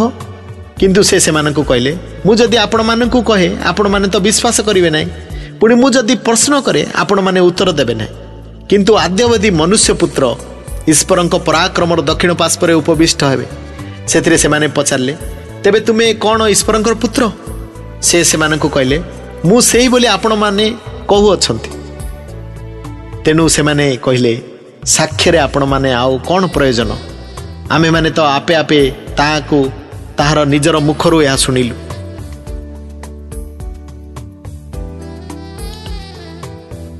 ଲୁକ 23 ପର୍ବ 1 ପଦ ଠାରୁ 5 ପଦ ପର୍ଯ୍ୟନ୍ତ। ପିଲାତଙ୍କ ସମ୍ମୁଖରେ ଯୀଶୁ। ପରେ ସଭାଟା ଯାକ ସମସ୍ତେ ଉଠି ପିଲାତଙ୍କ ନିକଟକୁ ତାଙ୍କୁ ଘେନିଗଲେ। ଆଉ ସେମାନେ ତାଙ୍କ ବିରୁଦ୍ଧରେ ଅଭିଯୋଗ କରି କହିବାକୁ ଲାଗିଲେ, ଆମେମାନେ ଦେଖିଲୁ ଏ ଲୋକଟା ଆମମାନଙ୍କ କତିକି ରାଜଦ୍ରୋହୀ କରାଉଅଛି ଏବଂ କାଇସରକୁ କର ଦେବା ପାଇଁ ନିଷେଧ କରୁଅଛି ଓ ଆପଣାକୁ ଅଭିଷିକ୍ତ ରାଜା ବୋଲି କହୁଅଛି। ଏଥିରେ ପିଲାତ ତାଙ୍କୁ ପଚାରିଲେ, ତୁମେ କି ଜିହୁଦୀମାନଙ୍କର ରାଜା? ସେ ତାଙ୍କୁ ଉତ୍ତର ଦେଲେ, ଆପଣ କହୁଅଛନ୍ତି। ସେଥିରେ ପିଲାତ ପ୍ରଧାନ ଯାଜକ ଓ ଲୋକ ସମୂହକୁ କହିଲେ, ଆମ୍ଭେ ଏହି ଲୋକଠାରେ କୌଣସି ଦୋଷ ପାଉନାହିଁ। କିନ୍ତୁ ସେମାନେ ଆହୁରି ଦୃଢ଼ ରୂପେ କହିବାକୁ ଲାଗିଲେ, ଏ ସମଗ୍ର ଜିହୁଦା ଦେଶରେ ଶିକ୍ଷା ଦେଇ ଗାଲିଲି ଠାରୁ ଆରମ୍ଭ କରି ଏ ସ୍ଥାନ ପର୍ଯ୍ୟନ୍ତ ସୁଦ୍ଧା ଲୋକ ସାଧାରଣଙ୍କୁ ମତାଉଅଛି। ଲୁକ 23 ପର୍ବ 6 ପଦ ଠାରୁ 12 ପଦ ପର୍ଯ୍ୟନ୍ତ। ହରଦଙ୍କ ସମ୍ମୁଖରେ ଯୀଶୁ। କିନ୍ତୁ ପିଲାତ ଏହା ଶୁଣି ପଚାରିଲେ, ଏ ଲୋକଟା କ'ଣ ଜଣେ ଗାଲିଲୀୟ? ପୁଣି ଯେ ହରଦଙ୍କ ରାଜ୍ୟର ଲୋକ? ଏହା ଜ୍ଞାତ ହୋଇ ସେ ତାଙ୍କୁ ହରଦଙ୍କ ନିକଟକୁ ପଠାଇଦେଲେ, ଯେଣୁ ସେ ମଧ୍ୟ ଏହି ସମୟରେ ଜେରୁସାଲାମରେ ଥିଲେ। ହରଦ ଯୀଶୁଙ୍କୁ ଦେଖି ଅତ୍ୟନ୍ତ ଆନନ୍ଦିତ ହେଲେ, କାରଣ ସେ ତାହାଙ୍କ ବିଷୟ ଶୁଣିଥିବାରୁ ତାହାଙ୍କୁ ବହୁ କାଳରୁ ଦେଖିବାକୁ ଇଚ୍ଛା କରୁଥିଲେ। ପୁଣି ତାହାଙ୍କ ଦ୍ୱାରା କୌଣସି ଆଶ୍ଚର୍ଯ୍ୟକ୍ରମ ସାଧିତ ହେବା ଦେଖିବାକୁ ଆଶା କରୁଥିଲେ। ଏଣୁ ସେ ତାହାଙ୍କୁ ଅନେକ କଥା ପଚାରିବାକୁ ଲାଗିଲେ, କିନ୍ତୁ ସେ ତାହାଙ୍କୁ କୌଣସି ଉତ୍ତର ଦେଲେ ନାହିଁ। ଆଉ ପ୍ରଧାନ ଯାଜକ ଓ ଶାସ୍ତ୍ରୀମାନେ ଠିଆ ହୋଇ ତାଙ୍କ ବିରୁଦ୍ଧରେ ତୀବ୍ର ଭାବରେ ଅଭିଯୋଗ କରୁଥିଲେ। ପୁଣି ହରଦ ଆପଣା ସୈନ୍ୟମାନଙ୍କ ସହିତ ତାଙ୍କୁ ତୁଚ୍ଛ କରି ପରିହାସପୂର୍ବକ ଚାକଚକ୍ୟ ବସ୍ତ୍ର ପିନ୍ଧାଇ ପିଲାତଙ୍କ ନିକଟକୁ ପୁନର୍ବାର ପଠାଇଦେଲେ। ସେହିଦିନ ହରଦ ଓ ପିଲାତ ପରସ୍ପର ବନ୍ଧୁ ହେଲେ। ଏଥିପୂର୍ବେ ସେମାନେ ପରସ୍ପର ମଧ୍ୟରେ ଶତ୍ରୁତା ଥିଲା। ଲୁକ 23 ପର୍ବ 13 ପଦ ଠାରୁ 25 ପଦ ପର୍ଯ୍ୟନ୍ତ ଯୀଶୁଙ୍କ ପ୍ରାଣଦଣ୍ଡ। ଏଥିଉଦ୍ଧାରେ ପିଲାତ ପ୍ରଧାନ ଯାଜକ ଅଧ୍ୟକ୍ଷ ଓ ଜନସାଧାରଣଙ୍କୁ ଡାକି ଏକତ୍ର କରି ସେମାନଙ୍କୁ କହିଲେ, ଏ ଲୋକମାନଙ୍କୁ ବିଦ୍ରୋହୀ କରୁଅଛି ବୋଲି ତୁମେମାନେ ଏହାକୁ ଆମ୍ଭ ନିକଟକୁ ଆଣିଥିଲ। ଆଉ ଦେଖ, ଆମ୍ଭେ ତୁମମାନଙ୍କ ସାକ୍ଷାତରେ ଏହାକୁ ପ୍ରଶ୍ନ କରି ତା ବିରୁଦ୍ଧରେ ତୁମେମାନେ ଯେ ସମସ୍ତ ଅଭିଯୋଗ କରୁଅଛ ସେପରି କୌଣସି ଦୋଷ ଏହାଠାରେ ପାଇଲୁ ନାହିଁ। ହରଦ ମଧ୍ୟ ପାଇନାହାନ୍ତି, କାରଣ ସେ ତାହାଙ୍କୁ ଆମମାନଙ୍କ ନିକଟକୁ ପୁଣି ପଠାଇଦେଲେ। ଆଉ ଦେଖ, ଏ ପ୍ରାଣଦଣ୍ଡ ଯୋଗ୍ୟ କୌଣସି କର୍ମ କରିନାହିଁ। ଅତଏବ ଆମ୍ଭେ ଏହାକୁ ଶାସ୍ତି ଦେଇ ମୁକ୍ତ କରିଦେବୁ। ପର୍ବ ସମୟରେ ସେମାନଙ୍କ ନିମନ୍ତେ ତାଙ୍କୁ ଜଣେ ବନ୍ଦୀକି ମୁକ୍ତ କରିବାକୁ ହେଉଥିଲା। ମାତ୍ର ସେମାନେ ସମସ୍ତେ ଏକତ୍ର ଚିତ୍କାର କରି କହିଲେ, ଏହାକୁ ବଦ୍ଧ କର, ଆମମାନଙ୍କ ନିମନ୍ତେ ବାରବାବାଙ୍କୁ ମୁକ୍ତ କର। ଏହି ବାରବାବା ନଗରରେ ଘଟିଥିବା କୌଣସି ବିପ୍ଳବ ଯୋଗୁଁ ଓ ନରହତ୍ୟା ହେତୁ କାରାଗାରରେ ପକାଯାଇଥିଲା। ମାତ୍ର ପିଲାତ ଯୀଶୁଙ୍କୁ ମୁକ୍ତ କରିବାକୁ ଇଚ୍ଛା କରି ସେମାନଙ୍କୁ ପୁନର୍ବାର ବୁଝାଇଲେ। କିନ୍ତୁ ସେମାନେ ଉଚ୍ଚ ସ୍ୱରରେ କହିବାକୁ ଲାଗିଲେ, ତାହାକୁ କ୍ରୁଶରେ ଚଢ଼ାଅ, କ୍ରୁଶରେ ଚଢ଼ାଅ। ପୁଣି ସେମାନଙ୍କୁ ତୃତୀୟ ଥର କହିଲେ, କାହିଁକି ସେ କି ଦୋଷ କରିଅଛି? ଆମେ ତାଠାରେ ପ୍ରାଣଦଣ୍ଡର କୌଣସି ଦୋଷ ପାଇଲୁ ନାହିଁ। ଅତଏବ ଆମେ ତାଙ୍କୁ ଶାସ୍ତି ଦେଇ ଛାଡ଼ିଦେବା। ମାତ୍ର ସେ କ୍ରୁଶରେ ଚଢ଼ାଯାଉ ବୋଲି ଦାବି କରି ସେମାନେ ବଡ଼ ପାଟିରେ ଜିଦ୍ କରିବାକୁ ଲାଗିଲେ। ଆଉ ସେମାନଙ୍କର କୋଳାହଳର ଜୟ ହେଲା। ପୁଣି ସେମାନଙ୍କର ଦାବି ଅନୁସାରେ କରାଯାଉ ବୋଲି ପିଲାତ ଆଦେଶ ଦେଲେ। କିନ୍ତୁ ବିପ୍ଳବ ଓ ନରହତ୍ୟା ହେତୁ କାରାଗାରରେ ପକାଯାଇଥିବା ଯେଉଁ ଲୋକ ନିମନ୍ତେ ସେମାନେ ଦାବି କରିଥିଲେ ତାକୁ ସେ ମୁକ୍ତ କରିଦେଲେ। ଆଉ ଯୀଶୁଙ୍କୁ ସେ ସେମାନଙ୍କ ଇଚ୍ଛାର ଅଧୀନରେ ସମର୍ପଣ କଲେ। ଲୁକ 23 ପର୍ବ 26 ପଦ ଠାରୁ 43 ପଦ ପର୍ଯ୍ୟନ୍ତ ଯୀଶୁଙ୍କ କ୍ରୁଶବିଦ୍ଧ। ସେମାନେ ତାହାକୁ ଘେନିଯିବା ସମୟରେ ପଲ୍ଲୀଗ୍ରାମରୁ ଆସୁଥିବା ସିମୋନ ନାମକ ଜଣେ କୁରୁଣୀୟ ଲୋକଙ୍କୁ ଧରି ଯୀଶୁଙ୍କ ପଛେ ପଛେ କ୍ରୁଶ ବହିବା ନିମନ୍ତେ ତାଙ୍କ କାନ୍ଧରେ ତାହା ଥୋଇଲେ। ପୁଣି ଲୋକମାନଙ୍କର ଓ ତାଙ୍କ ନିମନ୍ତେ ବକ୍ଷାଘାତ କରି ବିଳାପ କରୁଥିବା ସ୍ତ୍ରୀ ଲୋକମାନଙ୍କ ମହାଜନତା ତାଙ୍କର ପାଶ୍ଚାତ ଗମନ କରୁଥିଲେ। କିନ୍ତୁ ଯୀଶୁ ସେମାନଙ୍କ ଆଡ଼କୁ ବୁଲି ପଡ଼ି କହିଲେ, ଗୋ ଜେରୁସାଲାମର କନ୍ୟାମାନେ, ମୋ ନିମନ୍ତେ ରୋଦନ କର ନାହିଁ, ବରଂ ଆପଣା ଆପଣା ନିମନ୍ତେ ଓ ଆପଣା ଆପଣା ସନ୍ତାନମାନଙ୍କ ନିମନ୍ତେ ରୋଦନ କର। କାରଣ ଦେଖ, ଯେଉଁମାନେ ବନ୍ଧ୍ୟା, ପୁଣି ଯେଉଁମାନେ କେବେ ହେଁ ଗର୍ଭବତୀ ହୋଇନାହାନ୍ତି ଓ ସ୍ତନ୍ୟପାନ କରାଇ ନାହାନ୍ତି, ସେମାନଙ୍କୁ ଲୋକେ ଯେତେବେଳେ ଧନ୍ୟ ଧନ୍ୟ ବୋଲି କହିବେ, ଏପରି ସମୟ ଆସୁଅଛି। ସେତେବେଳେ ଲୋକେ ପର୍ବତମାନଙ୍କୁ କହିବାକୁ ଲାଗିବେ, ଆମମାନଙ୍କ ଉପରେ ପଡ଼, ଆଉ ଉପପର୍ବତମାନଙ୍କୁ କହିବାକୁ ଲାଗିବେ, ଆମମାନଙ୍କୁ ଘୋଡ଼େଇ ପକାଅ। କାରଣ ଲୋକେ ଯଦି ସତେଜ ବୃକ୍ଷ ପ୍ରତି ଏହା କରନ୍ତି, ତେବେ ଶୁଷ୍କ ବୃକ୍ଷ ପ୍ରତି କ'ଣ ନ ଘଟିବ? ପୁଣି ପ୍ରାଣଦଣ୍ଡ ଭୋଗିବା ନିମନ୍ତେ 2 ଜଣ ଦୁଷ୍କର୍ମକାରୀ ମଧ୍ୟ ତାଙ୍କ ସାଙ୍ଗରେ ନିଆଯାଉଥିଲେ। ଆଉ ସେମାନେ କପାଳ ନାମକ ସ୍ଥାନରେ ଉପସ୍ଥିତ ହୋଇ ସେଠାରେ ତାଙ୍କୁ କ୍ରୁଶରେ ଚଢ଼ାଇଲେ। ପୁଣି ଦୁଷ୍କର୍ମକାରୀମାନଙ୍କ ମଧ୍ୟରୁ ଜଣକୁ ଦକ୍ଷିଣରେ ଓ ଅନ୍ୟ ଜଣକୁ ବାମରେ କ୍ରୁଶରେ ଚଢ଼ାଇଲେ। ସେତେବେଳେ ଯୀଶୁ କହିଲେ, ପିତ, ଏମାନଙ୍କୁ କ୍ଷମା କର, କାରଣ ଏମାନେ କ'ଣ କରୁଅଛନ୍ତି ତାହା ଜାଣନ୍ତି ନାହିଁ। ଆଉ ସେମାନେ ତାହାଙ୍କର ବସ୍ତ୍ର ସବୁ ଭାଗ କରିବା ନିମନ୍ତେ ଗୁଳି ବାଣ୍ଟ କଲେ। ପୁଣି ଲୋକମାନେ ଠିଆ ହୋଇ ଦେଖୁଥିଲେ। ଆଉ ଅଧ୍ୟକ୍ଷମାନେ ମଧ୍ୟ ତାଙ୍କୁ ବିଦ୍ରୂପ କରି କହିବାକୁ ଲାଗିଲେ, ସେ ଅନ୍ୟମାନଙ୍କୁ ରକ୍ଷା କଲା। ସେ ଯଦି ଈଶ୍ୱରଙ୍କର ମନୋନୀତ ଖ୍ରୀଷ୍ଟ, ତେବେ ସେ ନିଜକୁ ରକ୍ଷା କରୁ। ପୁଣି ସୈନ୍ୟମାନେ ମଧ୍ୟ ତାଙ୍କ ପାଖକୁ ଆସି ଅମ୍ଳରସ ଯାଚି ତାଙ୍କୁ ପରିହାସ କରି କହିଲେ, ତୁ ଯଦି ଜିହୁଦୀମାନଙ୍କର ରାଜା, ତାହେଲେ ନିଜକୁ ରକ୍ଷା କର। ପୁଣି ତାହାଙ୍କର ଉର୍ଦ୍ଧ୍ୱରେ ଏହି ଲିପି ମଧ୍ୟ ଲେଖାଗଲା, ଲେଖା ଥିଲା ଏ ଜିହୁଦୀ ମାନଙ୍କର ରାଜା। ଆଉ କ୍ରୁଶରେ ଚଢ଼ା ଯାଇଥିବା ନିଷ୍କର୍ମକାରୀ ମାନଙ୍କ ମଧ୍ୟରେ ଜଣେ ତାଙ୍କୁ ନିନ୍ଦା କରି କହିବାକୁ ଲାଗିଲା, ତୁ କ'ଣ ଖ୍ରୀଷ୍ଟ ନୋହୁ? ନିଜକୁ ଆମମାନଙ୍କୁ ରକ୍ଷା କର। କିନ୍ତୁ ଅନ୍ୟ ଜଣ ତାହାଙ୍କୁ ଧମକ ଦେଇ ଉତ୍ତର ଦେଲା, ତୁ ସମାନ ଦଣ୍ଡ ତ ପାଉଛୁ, ତୁ ଈଶ୍ୱରଙ୍କୁ କ'ଣ ଭୟ ମଧ୍ୟ କରୁନାହୁଁ? ଆଉ ଆମେମାନେ ସିନା ନ୍ୟାୟ ଭାବରେ ଦଣ୍ଡ ଭୋଗ କରୁଅଛୁ, କାରଣ ଆମେମାନେ ନିଜ ନିଜର କର୍ମର ସୁମୁଚିତ ଫଳ ପାଇଅଛୁ, କିନ୍ତୁ ଏହି ବ୍ୟକ୍ତି କୌଣସି ଦୋଷ କରିନାହାନ୍ତି। ପୁଣି ସେ କହିଲା, ହେ ଯୀଶୁ, ଆପଣ ନିଜ ରାଜ୍ୟରେ ପ୍ରବେଶ କଲେ ମୋତେ ସ୍ମରଣ କରିବେ। ସେଥିରେ ସେ ତାଙ୍କୁ କହିଲେ, ମୁଁ ତୁମକୁ ସତ୍ୟ କହୁଅଛି, ଆଜି ତୁମେ ମୋ ସହିତ ପାରଦିଶରେ ଉପସ୍ଥିତ ହେବ। ଲୁକ 23 ପର୍ବ 44 ପଦ ଠାରୁ 56 ପଦ ପର୍ଯ୍ୟନ୍ତ। ସେତେବେଳେ ପ୍ରାୟ 12 ଘଣ୍ଟା ସମୟ ଉପସ୍ଥିତ, ଆଉ ସୂର୍ଯ୍ୟର କିରଣ ନିଶ୍ଚିତ ହେବାରୁ 3 ଘଣ୍ଟା ପର୍ଯ୍ୟନ୍ତ ଦେଶଯାକ ଅନ୍ଧକାର ଘଟିଗଲା। ପୁଣି ମନ୍ଦିରର ବିଚ୍ଛେଦ ବସ୍ତ୍ର ମଝିରୁ ଚିରିଗଲା। ଆଉ ଯୀଶୁ ଉଚ୍ଚ ସ୍ୱରରେ ଡାକି କହିଲେ, ହେ ପିତା, ତୁମ ହସ୍ତରେ ମୁଁ ଆପଣାର ଆତ୍ମା ସମର୍ପଣ କରୁଅଛି। ଏହା କହି ସେ ପ୍ରାଣ ତ୍ୟାଗ କଲେ। ସତ ସେନାପତି ଏ ଘଟଣା ଦେଖି ଈଶ୍ୱରଙ୍କର ଗୌରବ କରି କହିଲେ, ନିଶ୍ଚୟ ଏ ବ୍ୟକ୍ତି ଧାର୍ମିକ ଥିଲେ। ପୁଣି ଯେଉଁ ଲୋକ ସମୂହ ଦେଖିବାକୁ ଏକତ୍ରିତ ହୋଇଥିଲେ, ସେମାନେ ସମସ୍ତେ ଏ ସମସ୍ତ ଘଟଣା ଦେଖି ବକ୍ଷଘାତ କରୁ କରୁ ବାହୁଡ଼ି ଯିବାକୁ ଲାଗିଲେ। କିନ୍ତୁ ତାହାଙ୍କର ପରିଚିତ ସମସ୍ତେ ଓ ଗାଲିଲିରୁ ଏକତ୍ର ମିଳି ତାଙ୍କ ପଛେ ପଛେ ଆସିଥିବା ସ୍ତ୍ରୀ ଲୋକମାନେ ଦୂରରେ ଠିଆ ହୋଇ ଏସବୁ ଦେଖୁଥିଲେ। ଆଉ ଦେଖ, ଯୀଶୁଙ୍କ ସମାଧି। ଆଉ ଦେଖ, ଜିହୁଦୀମାନଙ୍କର ହାରାମାଥିଆ ନଗରର ଯୋସେଫ ନାମକ ଜଣେ ବ୍ୟକ୍ତି ମହାସଭାର ସଭ୍ୟ ଥିଲେ। ସେ ଜଣେ ଉତ୍ତମ ଓ ଧାର୍ମିକ ଲୋକ, ଆଉ ସେମାନଙ୍କର ମନ୍ତ୍ରଣା ଓ କର୍ମରେ ସମ୍ମତ ହୋଇ ନଥିଲେ, ପୁଣି ଈଶ୍ୱରଙ୍କ ରାଜ୍ୟରେ ଅପେକ୍ଷାରେ ଥିଲେ। ସେ ପିଲାତଙ୍କ ନିକଟକୁ ଯାଇ ଯୀଶୁଙ୍କ ଶରୀର ମାଗିଲେ।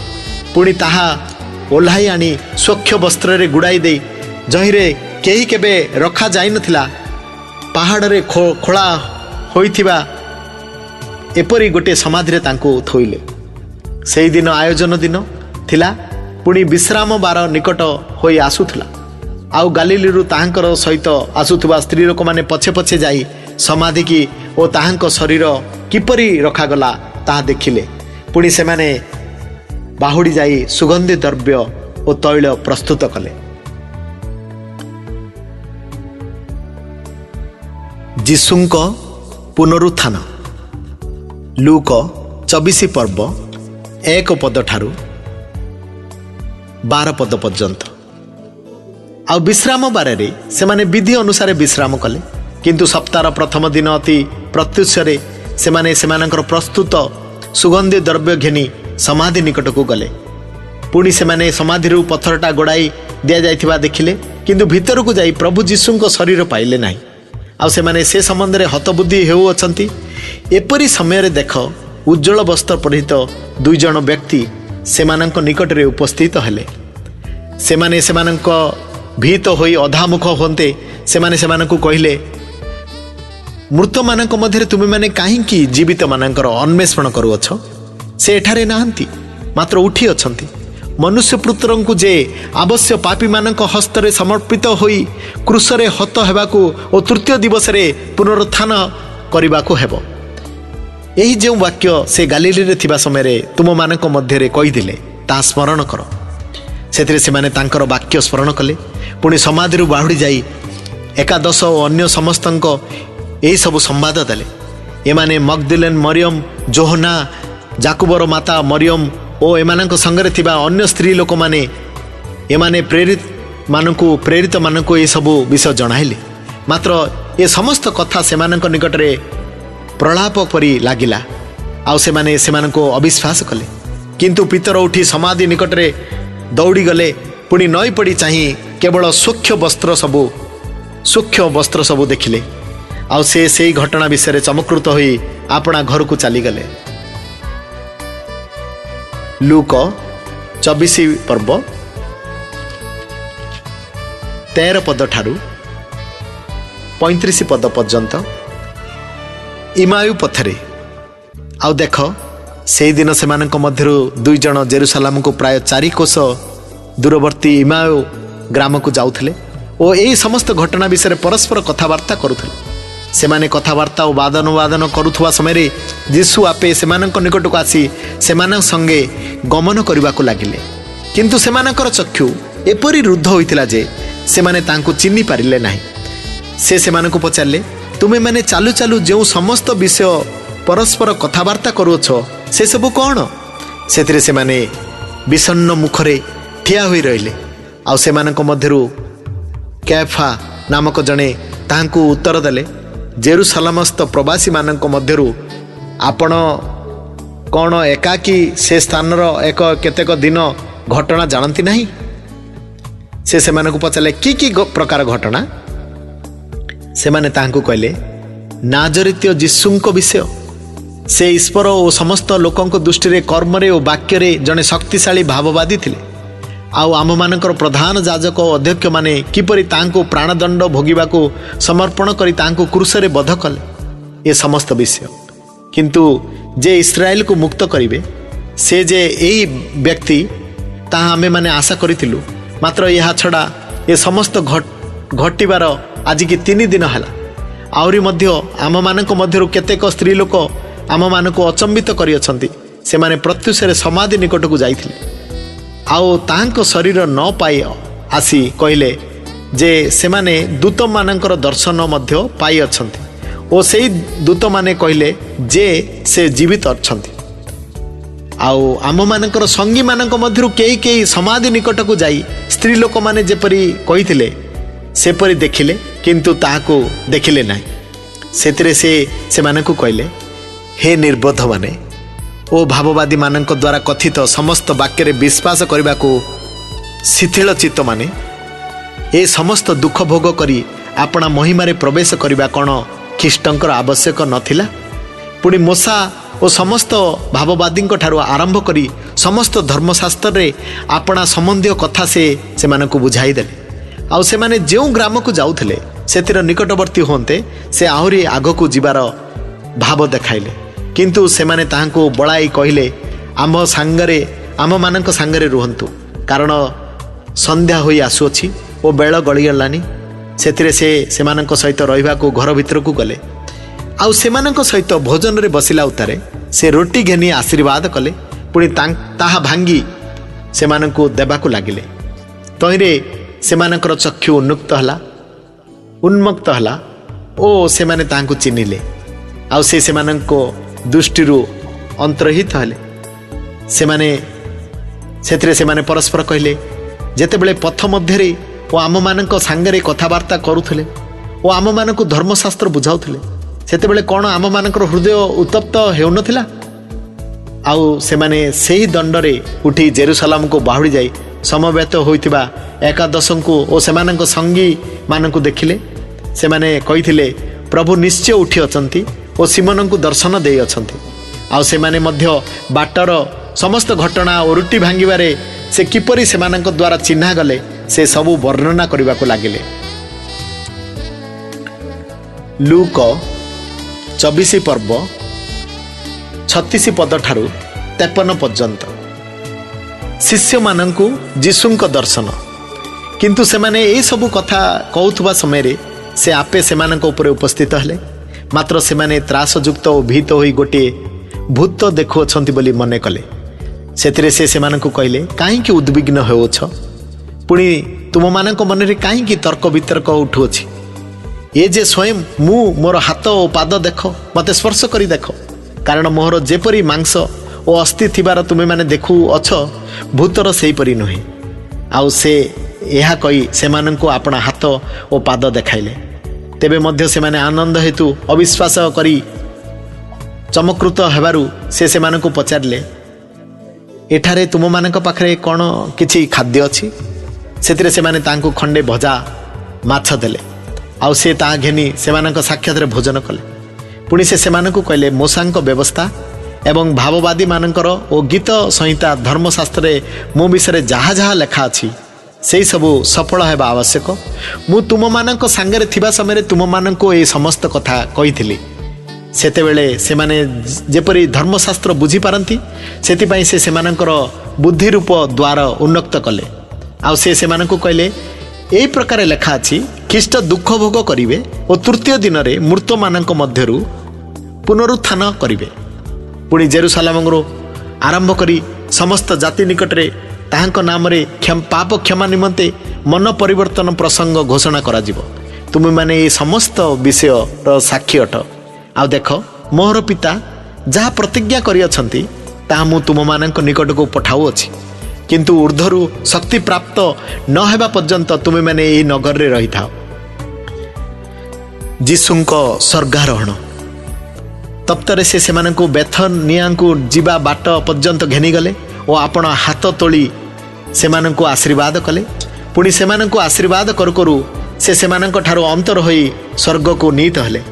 ଆଉ ସେମାନେ ତାଙ୍କୁ ପ୍ରଣାମ କରି ମହାନନ୍ଦରେ ଜେରୁସାଲେମକୁ ବାହୁଡ଼ି ଗଲେ। ପୁଣି ସର୍ବଦା ମନ୍ଦିରରେ ରହି ଈଶ୍ୱରଙ୍କର ସ୍ତବ କରିବାକୁ ଲାଗିଲେ। ପବିତ୍ର ପବିତ୍ର ଅତି ପବିତ୍ର ମହାନ ପରମେଶ୍ୱର, ସ୍ୱର୍ଗୀୟ ପିତା ଏଲ୍ ସଦାଇ ପରମେଶ୍ୱର, ଜିହୋବା ଜିରି, ଜିହୋବା ରଫା, ଜିହୋବା ସତ୍କେନୁ, ଜିହୋବା ମାକେ, ଜିହୋବା ସାଲମ, ଜିହୋବା ମାକେ ଦେଶମ ବାପା ତୁମେ ସ୍ୱର୍ଗମର୍ତ୍ତ ପାତାଳର ଅଧିକାରୀ ପରମେଶ୍ୱର, ନାଜରିତ ଯୀଶୁଙ୍କ ନାମରେ ମୁଁ ଆପଣମାନଙ୍କୁ ସମସ୍ତଙ୍କୁ ନମସ୍କାର ଜଣାଏ। ପ୍ରିୟ ଶ୍ରୋତାଗଣ, ଲୁକ ପୁସ୍ତକ ସୁସମାଚାର ମଧ୍ୟରେ ଗୋଟିଏ ପୁସ୍ତକ ଯାହା ଆପଣମାନେ ଶୁଣିଅଛନ୍ତି। ପ୍ରଭୁଙ୍କୁ ଜାଣିବା ହିଁ ଅନନ୍ତ ଜୀବନ। ଏକମାତ୍ର ସତ୍ୟ ଈଶ୍ୱର ଯେ ତୁମକୁ ତୁମର ପଠାଇଥିବା ପ୍ରେରିତ ଯୀଶୁଙ୍କୁ ଜାଣିବା ଅନନ୍ତ ଜୀବନ, ଯାହା ଜହନ, ଲୁକ, ମାର୍କ, ମାଥ୍ୟୁ 4 ଚାପ୍ଟରରେ ଆପଣମାନଙ୍କୁ ଏକମାତ୍ର ସତ୍ୟ କଥା କୁହାହେଉଛି। ଏକମାତ୍ର ସତ୍ୟ ପରମେଶ୍ୱର, ତାଙ୍କୁ ଜାଣିବା ଅନନ୍ତ ଜୀବନ। ମୁଁ ତ୍ରିପତି ପାତ୍ର ଆପଣମାନଙ୍କୁ ନମସ୍କାର ଜଣାଏ। Patra stewardship El Shaddai foundation gospel ministry, teaching ministry ଆପଣମାନଙ୍କୁ ହାର୍ଦ୍ଦିକ ଅଭିନନ୍ଦନ ଜଣାଏ। ଆପଣମାନେ ଏ ଲୁକ ଚାପ୍ଟର ଶୁଣିଲେ ମୋତେ ଏବଂ ମୋର ମିନିଷ୍ଟ୍ରିକୁ ଆପଣମାନେ ଆଶୀର୍ବାଦ କରନ୍ତୁ। ଯୀଶୁଙ୍କ ନାମରେ, ଯୀଶୁଙ୍କ ରକ୍ତରେ, କାଲବରୀ କ୍ରୁସର ରକ୍ତରେ ଆଶୀର୍ବାଦ କରନ୍ତୁ ଓ ଆପଣମାନଙ୍କୁ ମଧ୍ୟ ଆଶୀର୍ବାଦ ବର୍ତ୍ତୁ। ଜିହୋବା ସାଲମ ଭାବରେ ଆପଣମାନଙ୍କୁ ଆଶୀର୍ବାଦ ବର୍ତ୍ତୁ। ଆମେନ୍, ଆମେନ୍, ଆମେନ୍। ମୋର ଫୋନ୍ ନମ୍ବର ହେଲା 8917212772। ମୁଁ ଆଉ ମୋର ମିନିଷ୍ଟ୍ରିକୁ ଆପଣମାନେ ଆଶୀର୍ବାଦ କରନ୍ତୁ ଯୀଶୁଙ୍କ ନାମରେ। ଆମେନ୍।